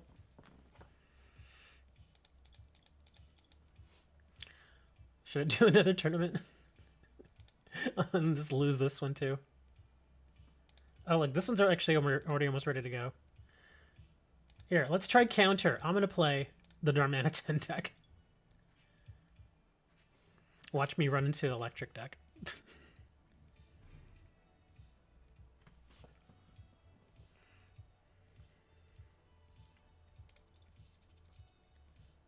Ugh, lost the coin flip. I don't remember playing this. In fact, I actually have this Mewtwo deck still sealed, sitting over by my printer. I haven't even opened it yet. This isn't really how I wanted to start. Okay, actually, we'll start with that one. That's fine. What is my favorite card? Don't really have one.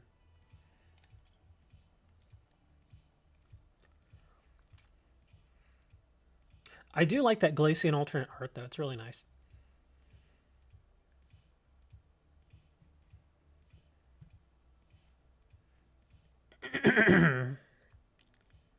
We gotta spend all the tickets. Yeah, that's kind of the only reason I'm doing this. It's like, I'll give y'all something to look at, and there's some tickets. Wow, this was not a good start, huh? Yeah, this was a pretty bad start, actually. I may just professor this.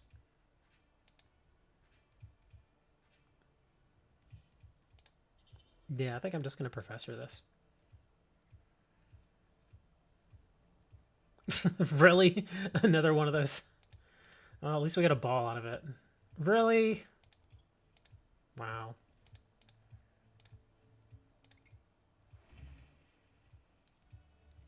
Hopefully get rid of this Salandit. I wish I could just trade the tickets. I would just give them to you guys.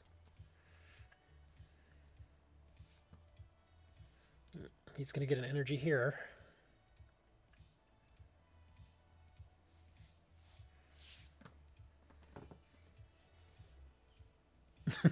Your first time landing on Earth. Wow, he still doesn't have any energy? That's kind of nutty. I'm going to start doing this. Some hop. Okay, Cubchoo. Kangaskhan.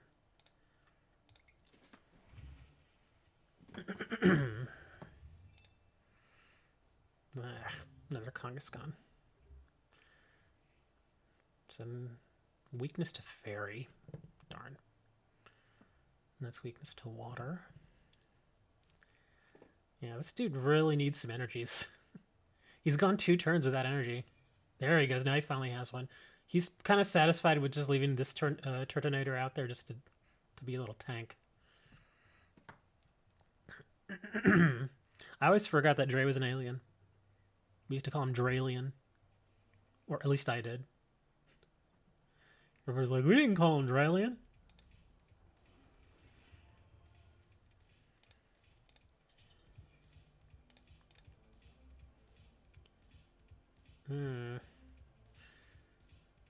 Yeah, Wingle's fine. We'll put you out there.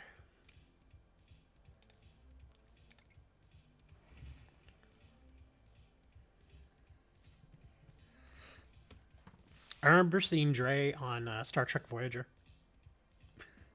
He was one of the time-traveling aliens. People are like, Star Trek Voyager, that was like 25 years ago.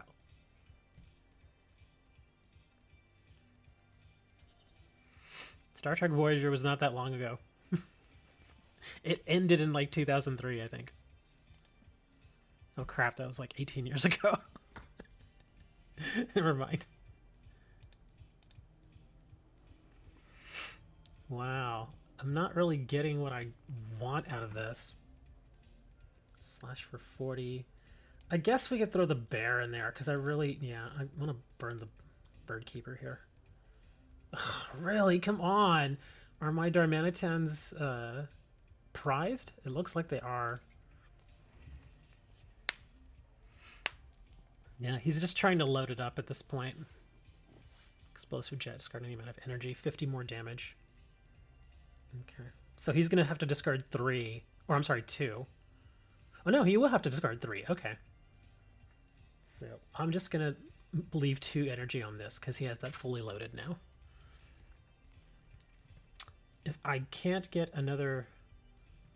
If I can't get my Darmanitan, then I'm going to have to... Let's see. Hop again. Oh, come on! Alright. Man, I've only got 22 cards left. And I have 2 Darmanitans here, and I can't get either of them. Yeah, I'm content doing that.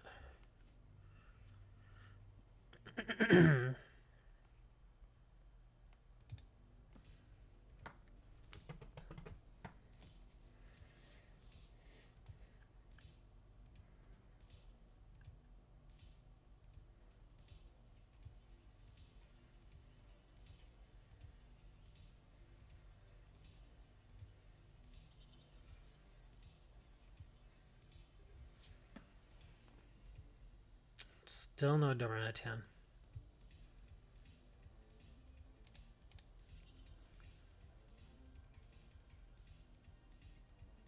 I guess...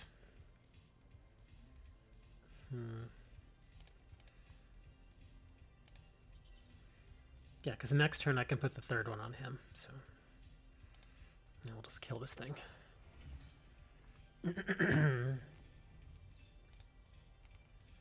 Really? Another Cub Chew?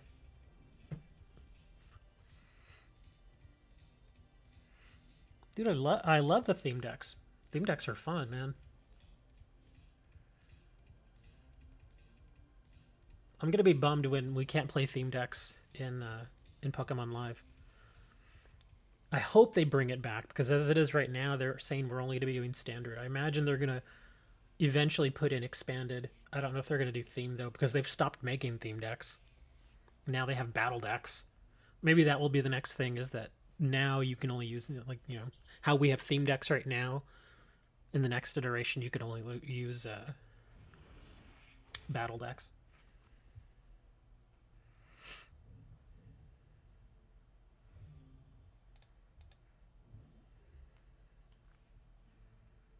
Oh my gosh. For the love of God, please give me... Ugh. Man, I'm just never gonna be able to get that, am I? I really don't want to professor all this. Because then I'm gonna be in a little bit of a bind. Wow, I actually got it. And I don't want to bird keeper this either. We'll just wait.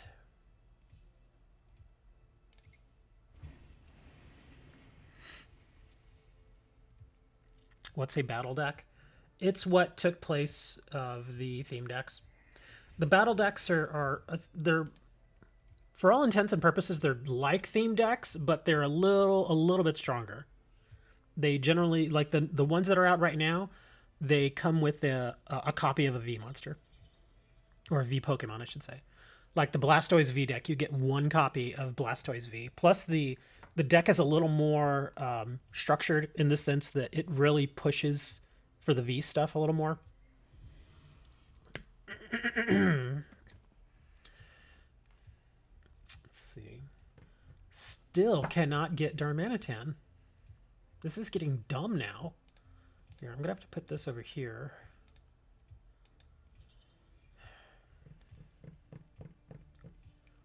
I'm going to put Suicune in just so I can use Bird Keeper next turn. We're going to move this over to Wingull.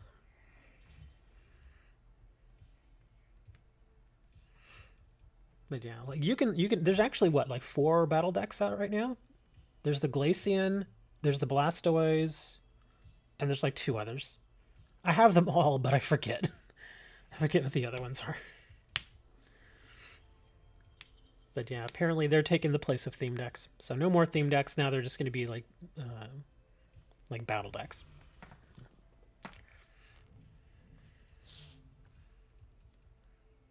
Let's see, what's this little guy going to do? Okay.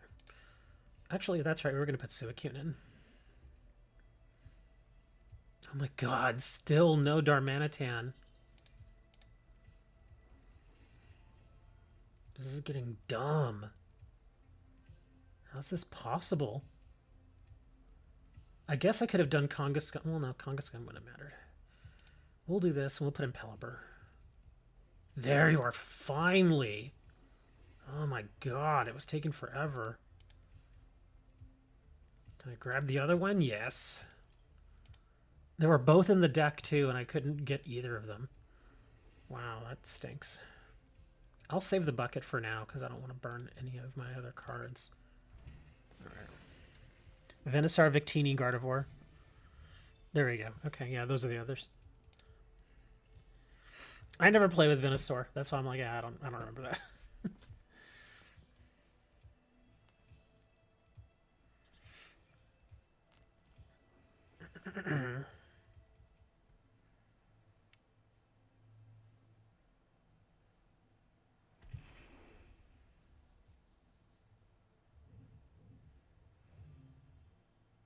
Let's see, what's this guy at 130? Yeah, we'll put you out there.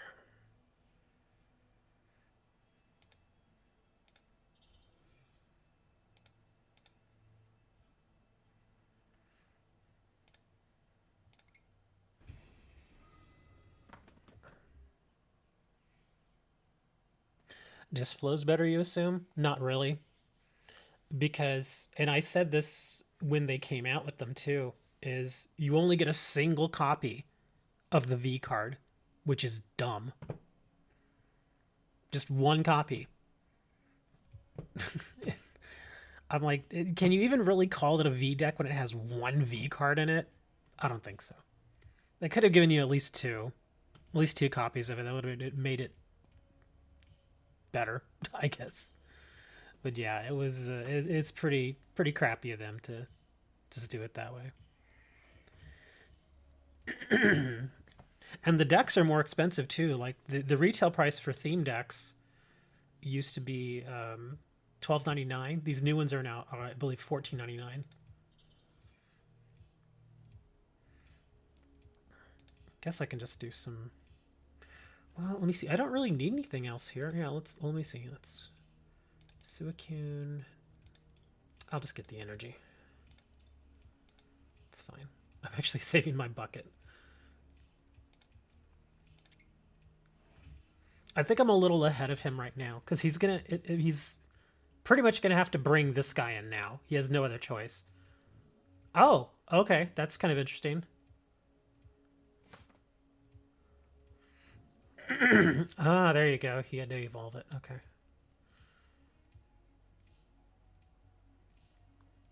Yeah, but he's still in trouble because all I can do is retreat this, and then bring in my Darmanitan, pump him up. Or I won't even need to pump him up because he's weak. Yeah, he's weak to water, and that will do what, 160? Yeah, 160. So he's dead. I think he knows he's dead. Prize your only V. Exactly, right? Oh, there you go. Now he's doing it. Now I have to bring in Darmanitan and do my crushing headbutt. That's fine though. We're good.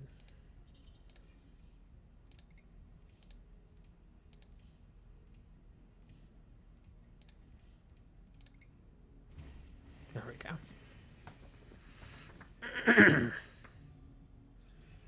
Yay, I actually won. Yay. Yay, 25 more pickle points. Next round's about to start. Who am I facing? I have no idea who I'm facing. I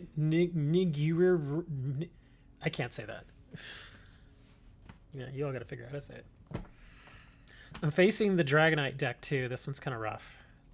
May have a hard time with this because they've got electric in that deck, and I believe a lot of my cards are weak to electric. Yeah. Well, this is weak to metal. We'll start with Kangaskhan.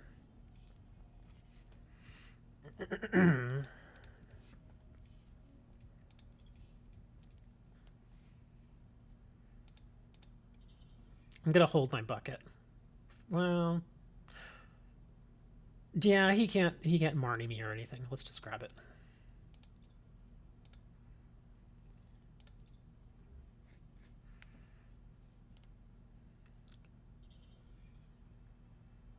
Please end your turn. Just end your turn. Dang it. Oh, well, that's not much better. Okay.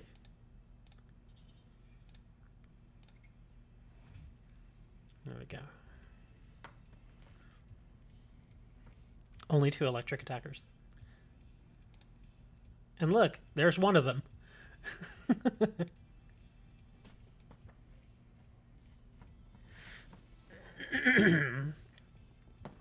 But hopefully I can dump this one next round. I don't have to worry about it.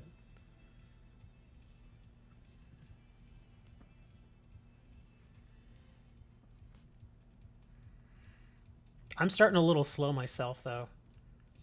I've only got the Wingull, and I keep drawing. And the thing is, I use the bucket because I was like, well, let me thin so I can hopefully not draw energy. And what do? I draw energy. Yep. Oh, already getting rid of it, I see. He wants to draw his card. Or his 2 cards.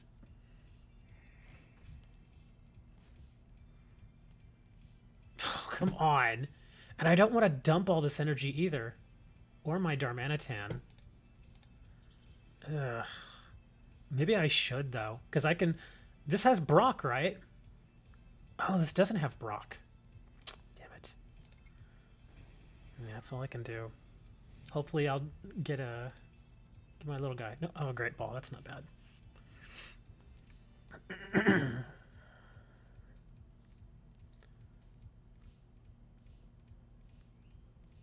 Yeah, I think they do have lanterns in this one. Because look, there are 2 of his electrics. That's what I was worried about. Yeah, that's another thing. And he just grabbed one of the others.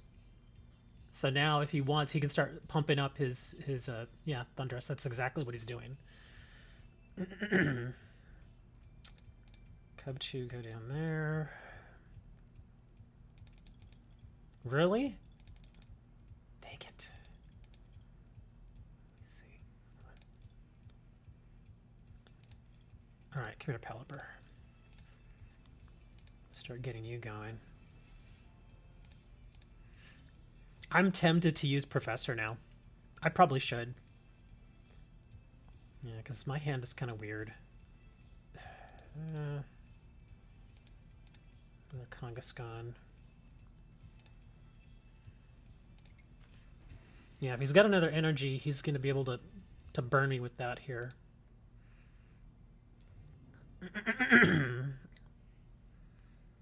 Sonia, that's actually not... Well, could have been better.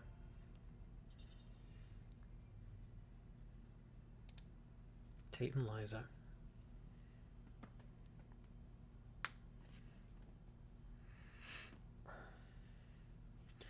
I don't think he really does much with... wow, he's going to lose it too. That's actually great. Okay, so we'll start... Put you back over here. Actually going to burn the Sonia.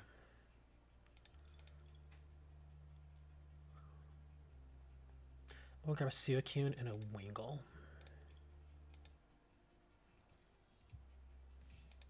Okay, because you'll go in next. Okay. Thankfully, I got rid of that. I'm pretty far ahead of him right now, so I may actually pull this off. Although, all he has to do is stick an energy here and this is dead, but then I've got my Pelipper. Oh, he got the coin toss.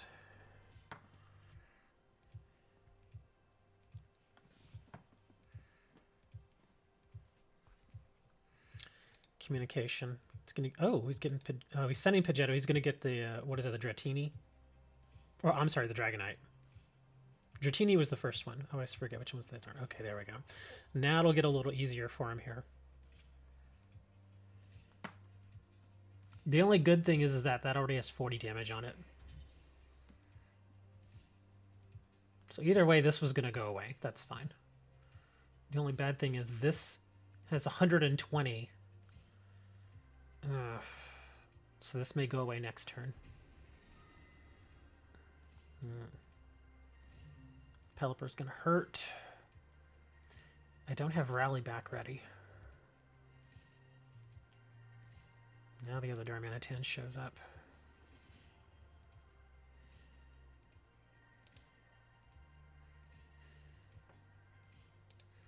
I gotta do as much damage as I can here. And then I can send one of these to Kangaskhan and do a well, yeah, and do a rally back. I'll do that.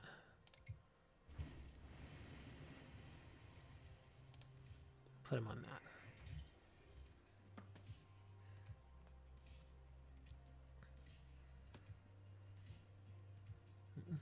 Starting to work on the other one. Now he's going to start pumping up that guy. Oh, he's going for this one. Okay. That makes sense. Dang, he's getting his draw cards when he needs them. Yeah, he's still got a very good chance. Oh, wow, and now he's got the Pidgeotto.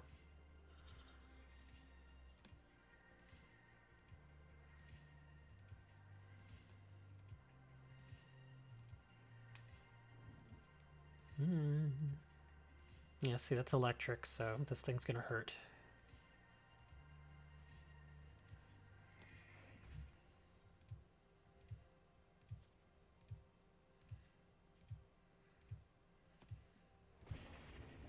He didn't really need to do that, but I understand why he did. He didn't want to let his Tornadus go.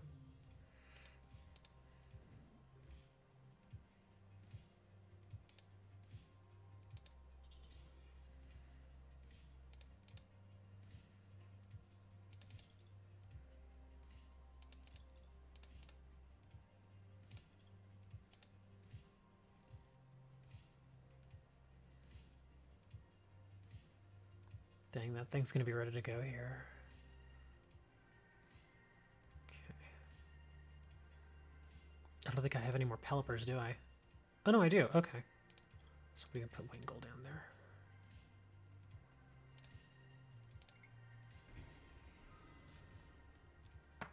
there.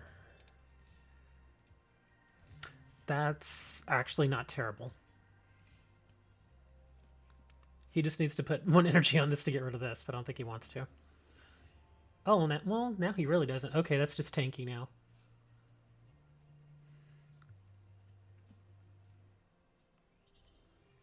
Oh, he is putting energy on it. Oh, that's right, because he can do his Dragonite. And the bad thing is, well, actually, my Darmanitan... Damn, he's not ready to go.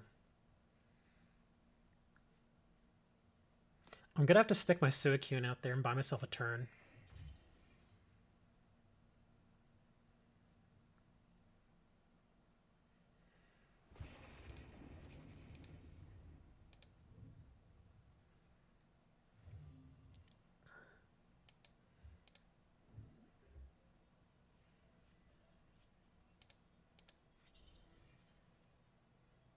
$25 cards left. And I'm going to have to use the beat at some point.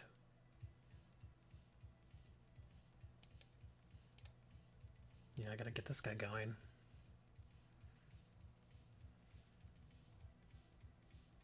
That's all I got.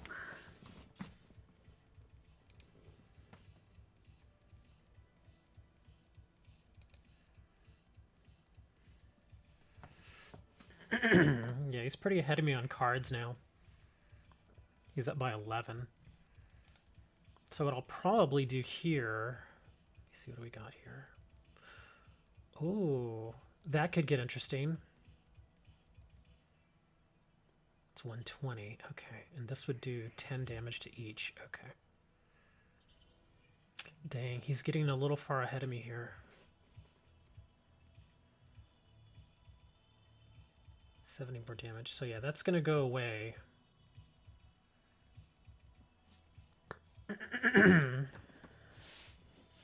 I can get one additional card here. Let's see, weakness. Okay.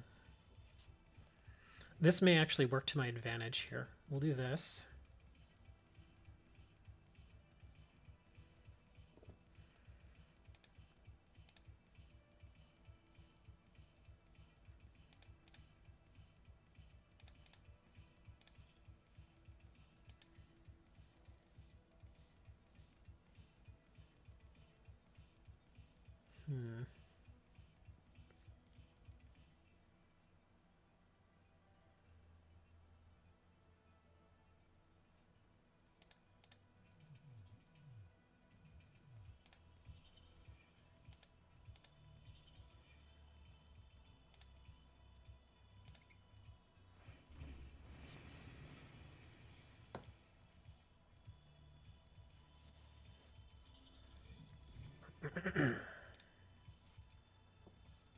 He's going to retreat this.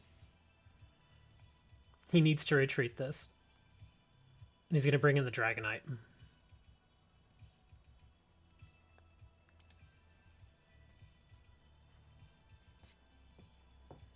If I can draw another bead next turn, well, crap.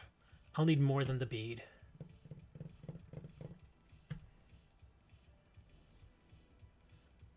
If I can grab a timer ball, maybe. A bead and a timer ball might do this for me.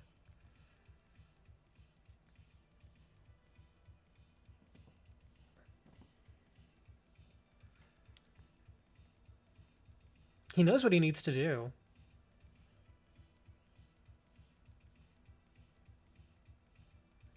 Yeah, he needs to retreat this. I don't understand why he's taking so long. Oh, okay, so he's trying to work that up now.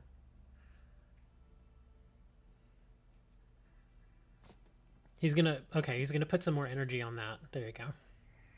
Exactly what he should do. Now he should retreat, bring in the Dragonite, and attack my Darmanitan. Darn it. Oh, he didn't even retreat it. He just, okay, he switched it. And now I'm going to be too far behind on energy.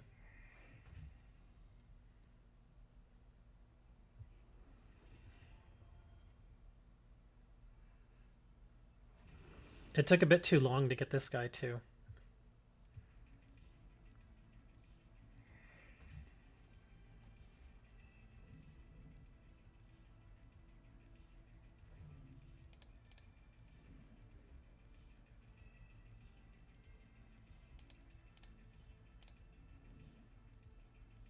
Couldn't draw the Pelipper either.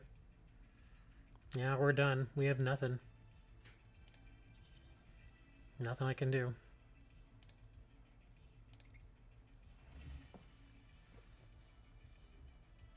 Well, he didn't even need the switch. He didn't need it. He could have just... He had 4 energy on the Lantern. He could have just retreated it. So he didn't even need the switch. That's why when he played it, I was like, oh, okay, doesn't matter. Yeah, all he had to do is retreat, bring in Dragonite, and he had it.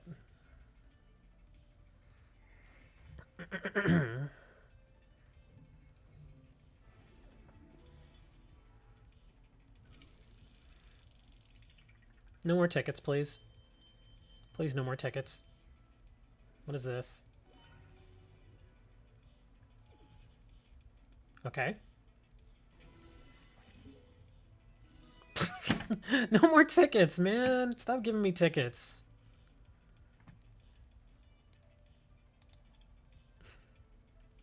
So I guess I got, let me see. I'm in top 4. So what did I get for... 1 random booster and 50 tokens. So I'll get a random booster out of that.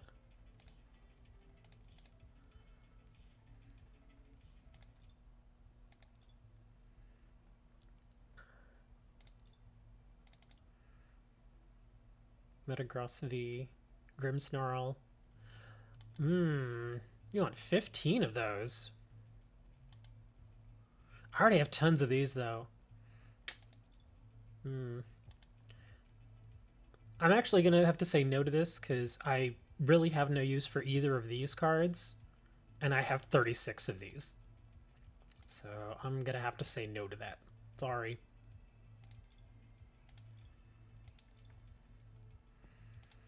I just need the tournament to end already so I can get my one booster pack. The game's like, here, get more tickets. I don't really have a favorite Pokemon.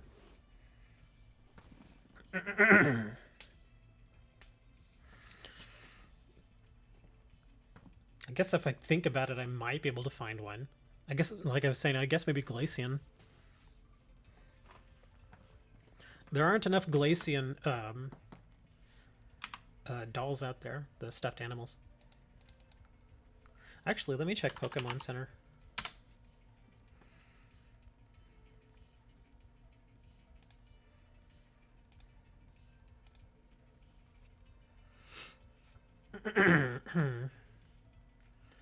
Let's see. Glaceon. Oh, here. Oh, Glaceon plush. Here we go. There's an 8-inch one for $15 that looks ugly. Oh god, that's hideous. Okay, I would not want that one. Then there's an 18-inch one that looks like he's lying down. That one's $40. And then there's a 11.25-inch one that's $20. That's actually not terrible for a Glaceon plush. Yeah, in case you're wondering, this is what I'm looking at here. There you go. Yeah, when I get my 3D printer, I'll 3D print a Glaceon. I'll even try to find blue filament. On a Sylveon one? I'm sure they have Sylveon.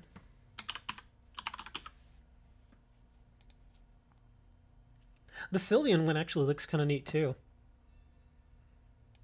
Yeah, same thing here. It's $20. 11.25 inches tall. This is not bad. It looks like it's missing something though. Oh, I see what it is. It's because the little ribbons that kind of flutter around it are stuck to its body. So that's why it looks a little weird. Here's the Sylveon one.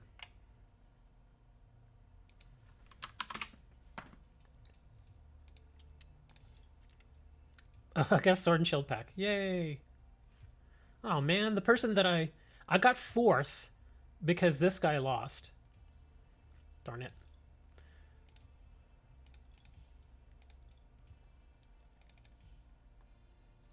Marnie for Azura. I don't really need this, but I guess if you really want the Marnie, it's a reverse. Oh, it's Champion's Path. It's a reverse. That's fine. Let me go open my Sword and Shield pack and pull another Marnie. Another full art Marnie.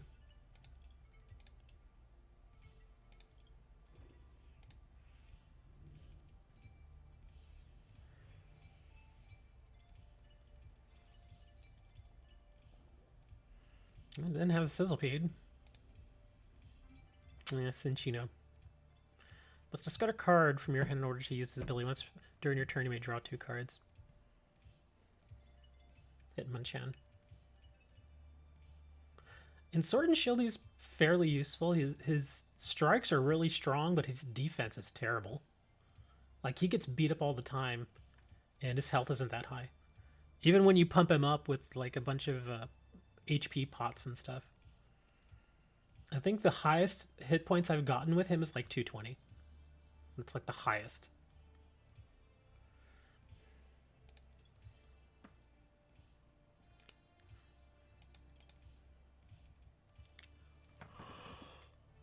Oh, I can get a pack now if I want.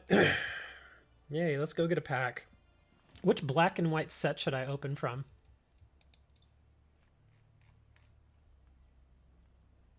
I think I still want to keep doing Boundaries Crossed. Although it doesn't really matter at this point now, I guess. Because all of these cards that were like super hard to get, they're going to be much easier to get now. So which one should we do? Boundaries Cross, Plasma Storm, Plasma Freeze. I sincerely don't know which of these are really any good. I only know this one is good because it has, what is it, the computer search in it. I don't know what other ones are good. So I'll just, whichever ones you guys think are good, I'll get that. Why black and white? Because I don't have very many old cards. Like Evolving Skies, I've already got everything I wanted of that pack. There's nothing more that I really want, except for maybe, like I said, the alternate art Glaceon. That's it. But the chances of getting that out of a pack are very slim. It'd be much easier just to get like 4 or 5. Or actually, how much is that one right now, the Glaceon? Last time, at one point, I think that Glaceon one was like 14. Oops, gotta spell it right. Oh wow, it's much cheaper now. Yeah, Glaceon V alternate art is only 4. Yeah, it's 4 packs. So it's much easier just to get the 4 Evolving Skies packs and trade them for an alternate art.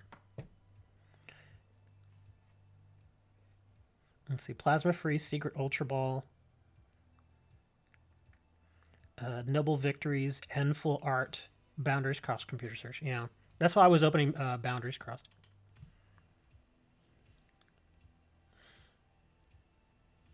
You thought they were leaving? No, Serenity got it right. Yeah, the HGSS stuff is leaving. But black and white, all the way up to current, is staying. Like these packs, these are going away. Yeah. So that's why I'm not even messing with these. Well, I guess, well, I've got plenty of ends, but I don't have a computer search. So I guess we'll get just get this one. Let's open it up.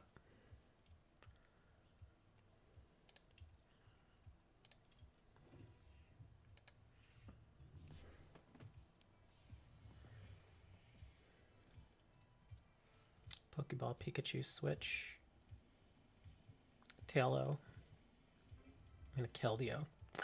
Yeah. I've actually never seen this one. Yeah, I've never seen this guy. Of course, good old Tepig. Spoink. I'll never forget Spoink's story. The little story, because you know how like all the Pokemon have a little story behind them. I still remember when you all read me the story of Spoink. I just thought it was so ridiculous. Because part of his story is if he ever stops bouncing, he'll die. I'm like, that's kind of harsh, man. It's like, how would you even sleep? You'd have to keep bouncing the entire time. Do they even sleep? Are they like mystical creatures that don't sleep?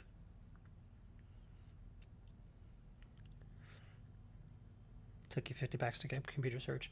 I think out of these, I've opened probably, I mean, not very many of this set. I think I've opened maybe 12. So yeah, I've not opened very many of these packs. It just so happened I got a lot of stuff I already had. And plus some of these come in theme decks, older theme decks, I think. So yeah, I still get it.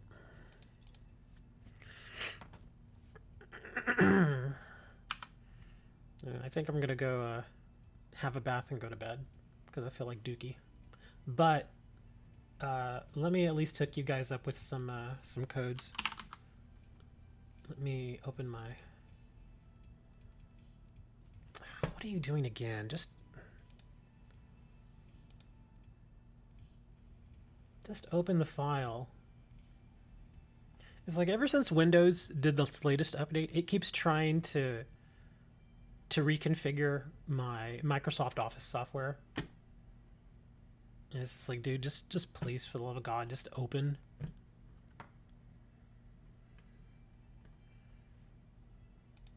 Dude, just cancel. Just, oh my God.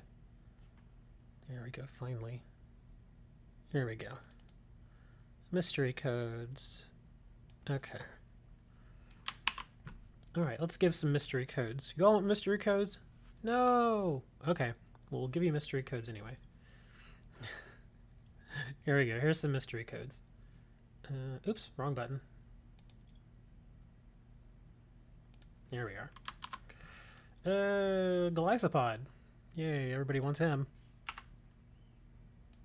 I've never seen him in a deck that I've played against. I think it's time to retire certain Pokemon because they just... Nobody ever uses them. I just never see them used. Charmander. He won't be getting retired anytime soon. Does it kind of feel like that? Like certain Pokemon, like I mean, sure they're unique, but they almost never get used because every iteration of their card is just at best average. Turtonator. I think maybe some of those weaker Pokemon are there just to fill, or they were created mostly to fill the void of theme decks. And since theme decks are going away, now you can retire them.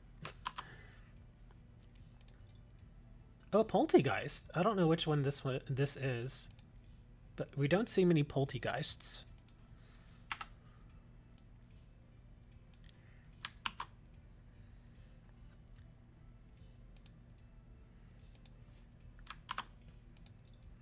Sobble.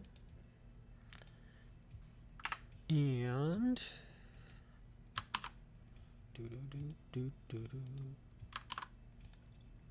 Deden. So we got Golisopod, Charmander, Turtonator, Poltegeist, Sobble, and Deden. I'll leave those up there for a little bit longer, just to give you guys a chance to redeem them. And then I'll throw in a few more.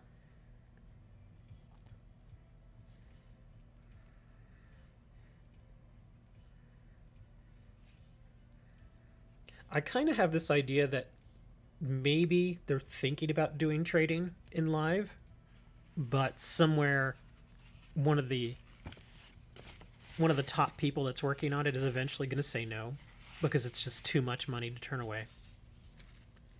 Because they know if you can just trade for certain cards, there would be no reason for you to buy packs. But I think that's just a bunch of BS. Because there will always be those people out there that buy booster packs from the in-game stores. Always. If they had an in-game store where people could buy the Pokecoins, you know for a fact that they would much rather buy like 1,000 of these and go get the whatever 5 packs they want than have to go hunting online, you know, for old booster packs. Like seriously, if I could buy 1,000 coins just so I could go get 5 packs of Boundaries Crossed, I'd do that in a second.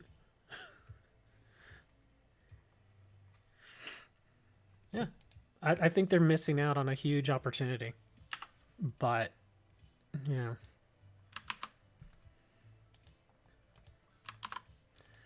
Oh, Flareon. You got 3 codes out of 5. Yeah, there's not that many people up right now. It's Sunday. It's Sunday and it's early. Most people are still asleep. So there you go. You're probably going to end up with a handful of these codes. But please do try and share. Bunnelby.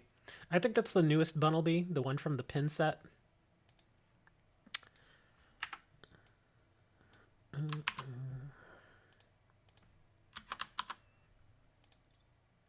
Eevee, of course.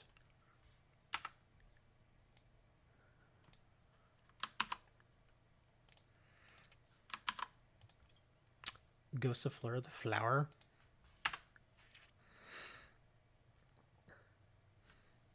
Send a code on the chat? No. I don't do it on chat simply because it's way too easy for people to copy and paste. I used to do them in chat, but that's what was happening is there was like 1 or 2 people that were just immediately copying and pasting them. And I'm like, okay, no, let's not do that. So that's why I stopped doing it. That's why I just put them on here now. So it's a little more of, you know, you got to put a little more work for it. If you really want, like if somebody really wants the code, then they will go and they will open their game and type it in manually if they really want it. Because for a while, like I said, when I first started doing it, people were just copying and pasting. And it's just too easy to do that. Because you can still redeem codes on the Pokemon website. And that's what a lot of people were doing. They just would take them directly from chat, paste them into the code box on the Pokemon website, and redeem. That's it. You made me a YouTube banner? Freakachu. Did you just get bored? Or like, here, I'll make you a banner. That's fine. I mean, I generally try to stick to just the basic black and white banner that I have.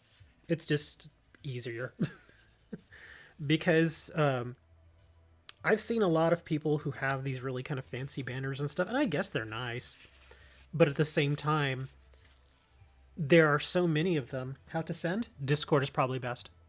If you don't have Discord here, I'll post a link to our Discord for you. But a lot of times when I see like super fancy banners, the banner kind of catches my eye, and that's fine. I guess that's kind of what you want. But at the same time, I don't even remember the name of the person who had it. So they're okay. I mean, they have their uses. But that's just my opinion. I'm sure other people are like, no, they're really awesome, and I'm like, that's cool. I just tend to. I've always been the kind of person that has this idea that less is more. Like kind of like think of hamburgers. Like think of like a big giant juicy hamburger, and it's got like lettuce and tomato and onions and pickles and extra cheese and some kind of special sauce and mustard and ketchup and all this other stuff on there. And I guess for people who like that kind of stuff, it's fine.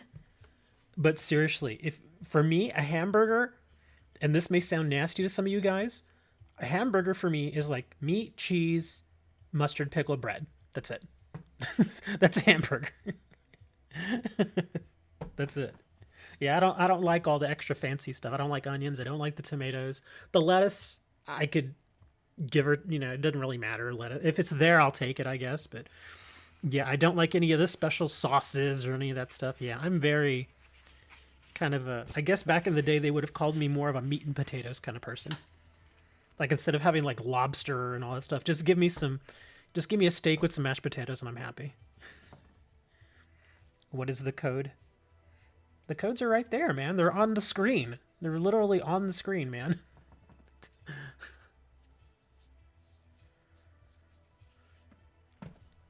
You're at the laundromat? Or you're at laundromats? Who's Matt? Because you spelled out the name, Matt. So I'm like, do you have a friend that you call him Laundromat? Let me clear these codes out. I'll put a few more up. I'm at my friend's house. We call him Laundromat. There was actually a guy in high school named Matt. We called him Laundromat. That's why I was able to just be like, oh, Laundromat. Where is the screen? It's on your face. All right, let's throw out a few more here. A Blissey.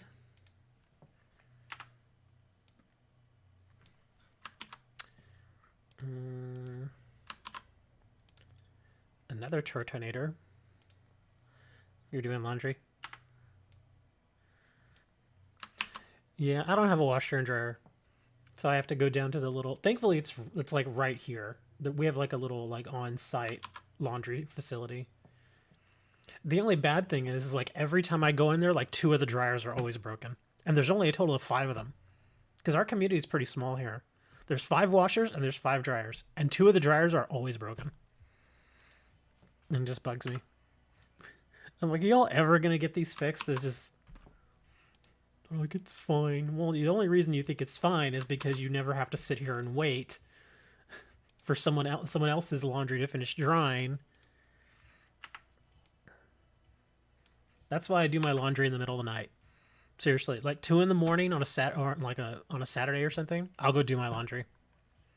Because there's never anybody in there at that time. Another Flareon.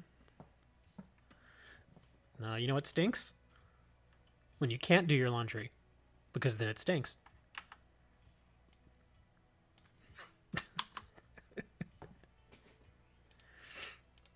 Another thing that kind of bugs me is like old management. When the old management team was here, I could just like walk over to the office with like $5 and be like, can I get $5 in quarters? I'm like, okay, sure. And they give me $5 in quarters. New management, they don't do that. I even asked them, I said, why wouldn't you do that? It makes perfect sense. But yeah, they don't do it. Vigavolt. You sent it to me. Okay, let's have a look.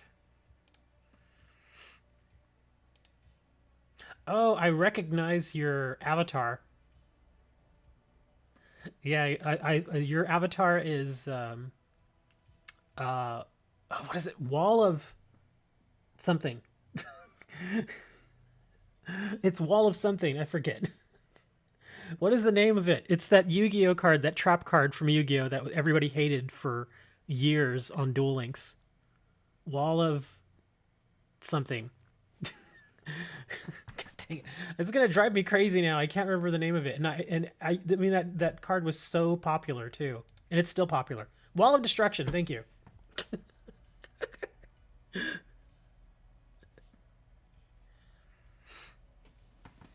There it is. Yeah, everybody hated that card.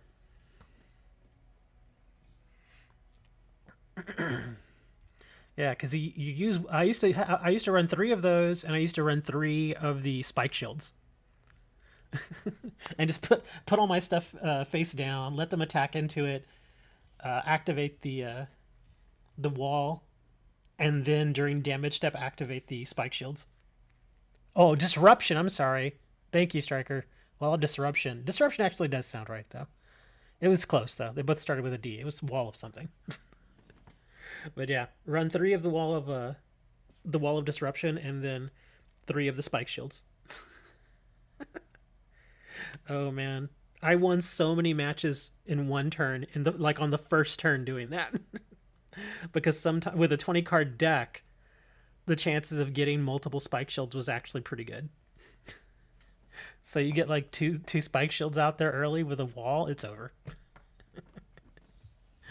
Hey, Pear. What's going on? You're catching me at the end here. Hey, I'm gonna share this with the people here on the stream. Let me save this. Let's see. Let's open this. Now it does need to be cropped, which is fine. I can crop it. I have no problem with that. But it is kind of nice. Here, I'll share this with you guys. Let me save this. Okay, banner. Okay, there we are. Okay. This is a banner that one of our watchers here, one of our viewers, I'm sorry, I can't say your name. I don't know what your name is on YouTube. I can't read that. Sorry. But yeah, he just made this, so let me bring it up here, and I will show you guys. There we go. Let me shrink it down to where it needs to be. Amit. Okay, thank you.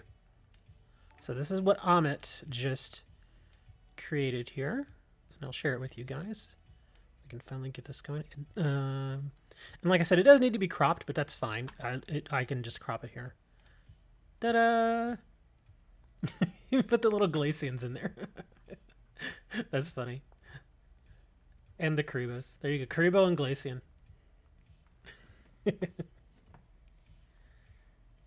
Finally streaming for Aussies.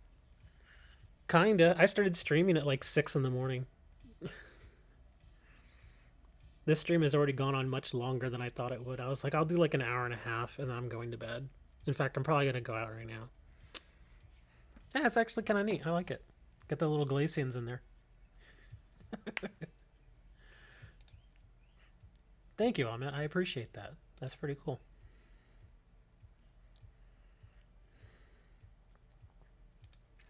Anyway, Amit offers his services. Pay him $20 and he'll make you better. I'm just kidding. He didn't say that.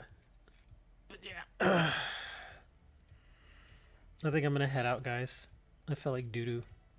I'm in fact, you know how this is how you can tell, and it's funny because it's actually true. When I was married, my wife at the time could tell when I was feeling really bad, especially on Sundays. And she'd be like, "You're feeling bad, aren't you?" And I'm like, "Why?" She's like, "Because you're not watching football." Like a game would be on, and she's like, even on Saturdays, because I would sometimes like when I didn't go do my Yu-Gi-Oh stuff on Saturday, if I stayed in, and 2, if I was not watching college football on Saturday, she'd be like, "You're not watching football. That's how I can tell." I'm like, yeah, because even when I'm feeling bad like this, I don't want to do anything. Which is why I'm saying it's kind of a miracle that I've lasted this long. Swole squad. Well, I'm out, guys. I'm gonna go have a bath and go and dump about 500 gallons of alcohol in my head. Not the drinking alcohol. Actually, don't try this. But I've heard that your skin, it does absorb a certain amount of moisture and water. So if you were to actually fill like a bathtub with like rubbing alcohol, you could get into it and you could actually make yourself really, really sick if you stayed in it too long because your skin will start absorbing the alcohol. And remember, isopropyl alcohol is not the same as the alcohol that you drink, so it doesn't affect you the same way. It's a little bit different. So yeah, don't ever do that. Don't ever fill a bathtub with that. Plus, here's another reason not to do that. Because if you have a bathtub full of alcohol, even if it's only like 51%, because you can buy them in various levels of alcohol to water ratio. You can buy them at like 50%, 51, 71, and 91 isopropyl alcohol. And if you dump it into a tub, now you've got this tub full of a very flammable liquid.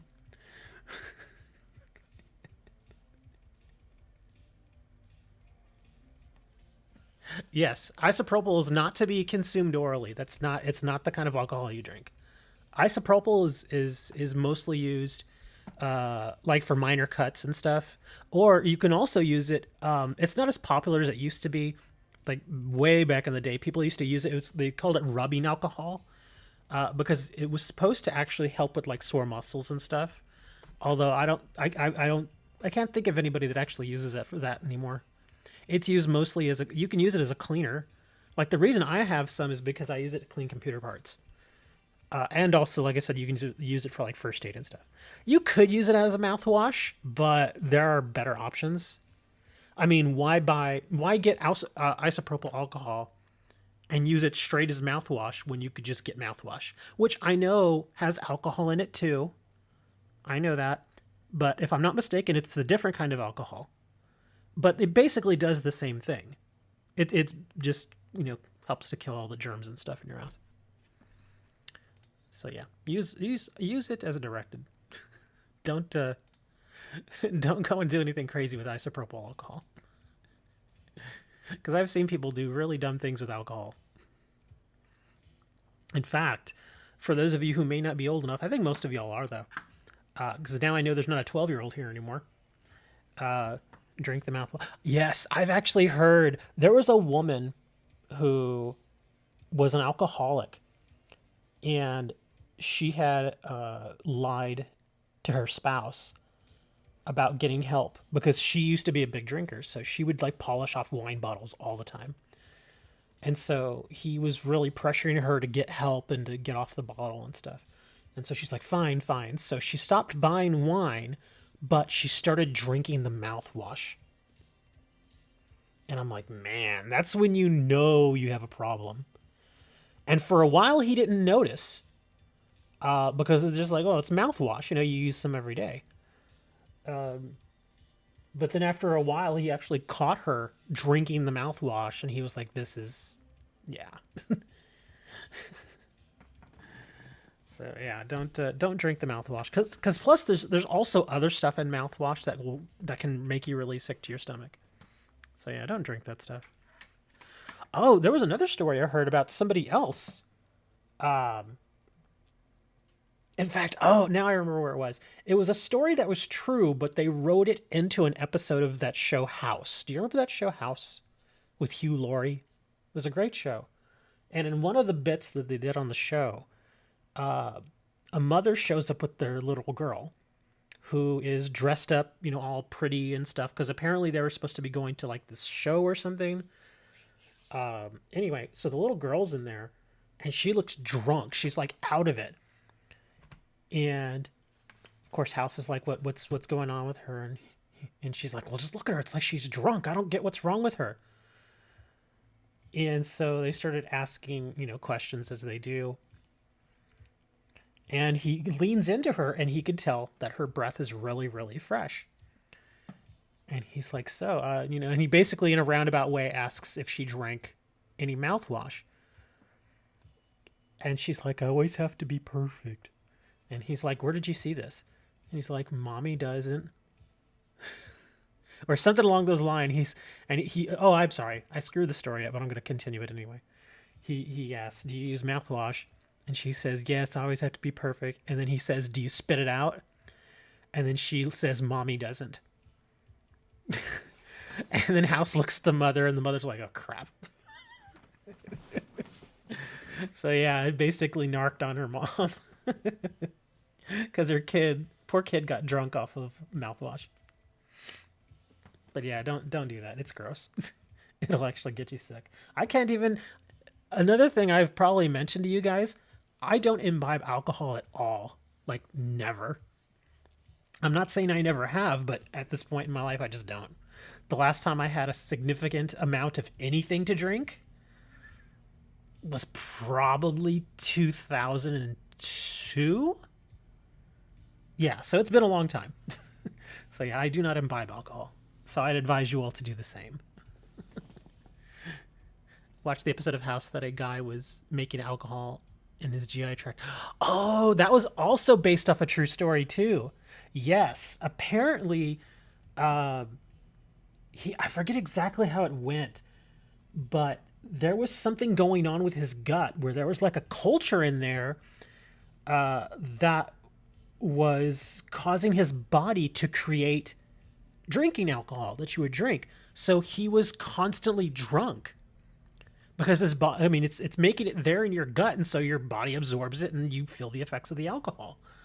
I forget. Let me see. I want to find that because that's actually a true story too. Let's see. Oh, here we go. Man drunk. If I can spell this right. Not drinking.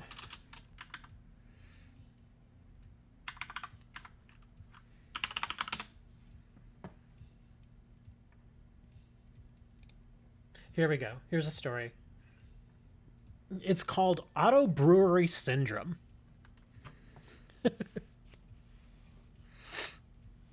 Here it kind of goes. And I know Pear's like trying to type all this out.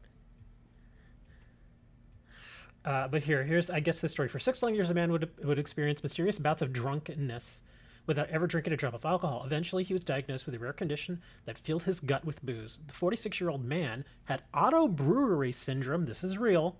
A condition that causes bacteria in the gut to transform carbohydrates into intoxicating alcohol, according to a report of the man's case published August 5th in the journal BMJ Open Gastroenterology. And it looks like this is dated 2019. Okay. The condition flares up when people consume sugary or carb-heavy foods and beverages, and throws them into a drunken haze as if they knocked back too many beers. The man's doctor wrote. The man was, quote, unable to function, and it was mainly after meals. Quote, end quote. Dr. Fared Malik, co-author of the report, told the Today Show the man's symptoms emerged after he received antibiotics in 2011. Ah, that makes sense.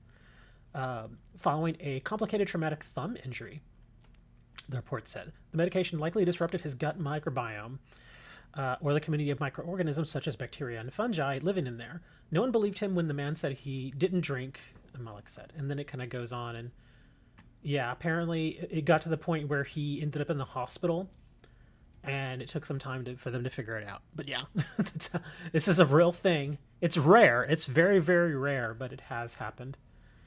I guess to go on here, the patient experienced brain fog, displayed uncharacteristically aggressive behavior, and was even arrested for drunk driving. On that occasion, the man's blood alcohol concentration registered twice the legal limit, but he insisted he hadn't been drinking. Hospital personnel and police didn't buy it, the report noted.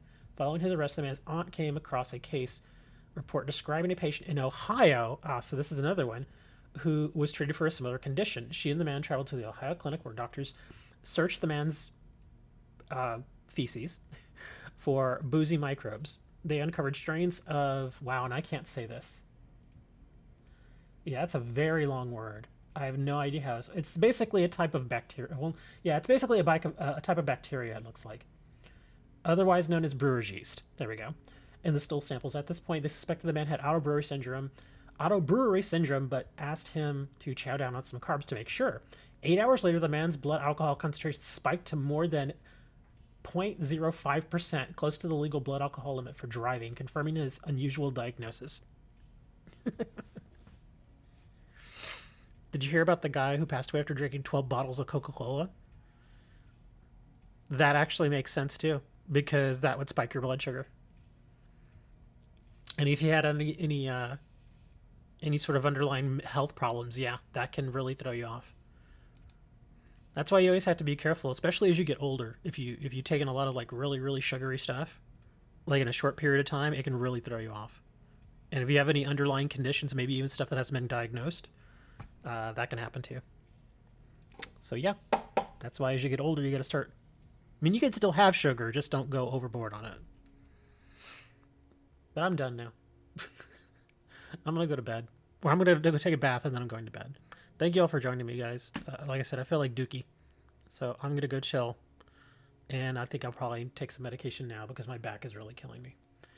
But thanks for hanging out, guys. I guess I will be seeing you all around. Go outside, dig a hole, jump inside, pretend you're a carrot or a pear, whatever works for you. Have you heard of the guy who died from a gunshot wound? I have not. Does that happen? That wouldn't ever happen in America. Maybe in Australia, but not in America. I have heard of people dying in Australia from kangaroos. Kangaroo attack. You know what a kangaroo is? A kangaroo is basically, seriously, look at a kangaroo. It is essentially a horse mated with a bunny rabbit and then fell into a stash of steroids. That's a kangaroo. I'll leave you guys with that. I'll see you all next time.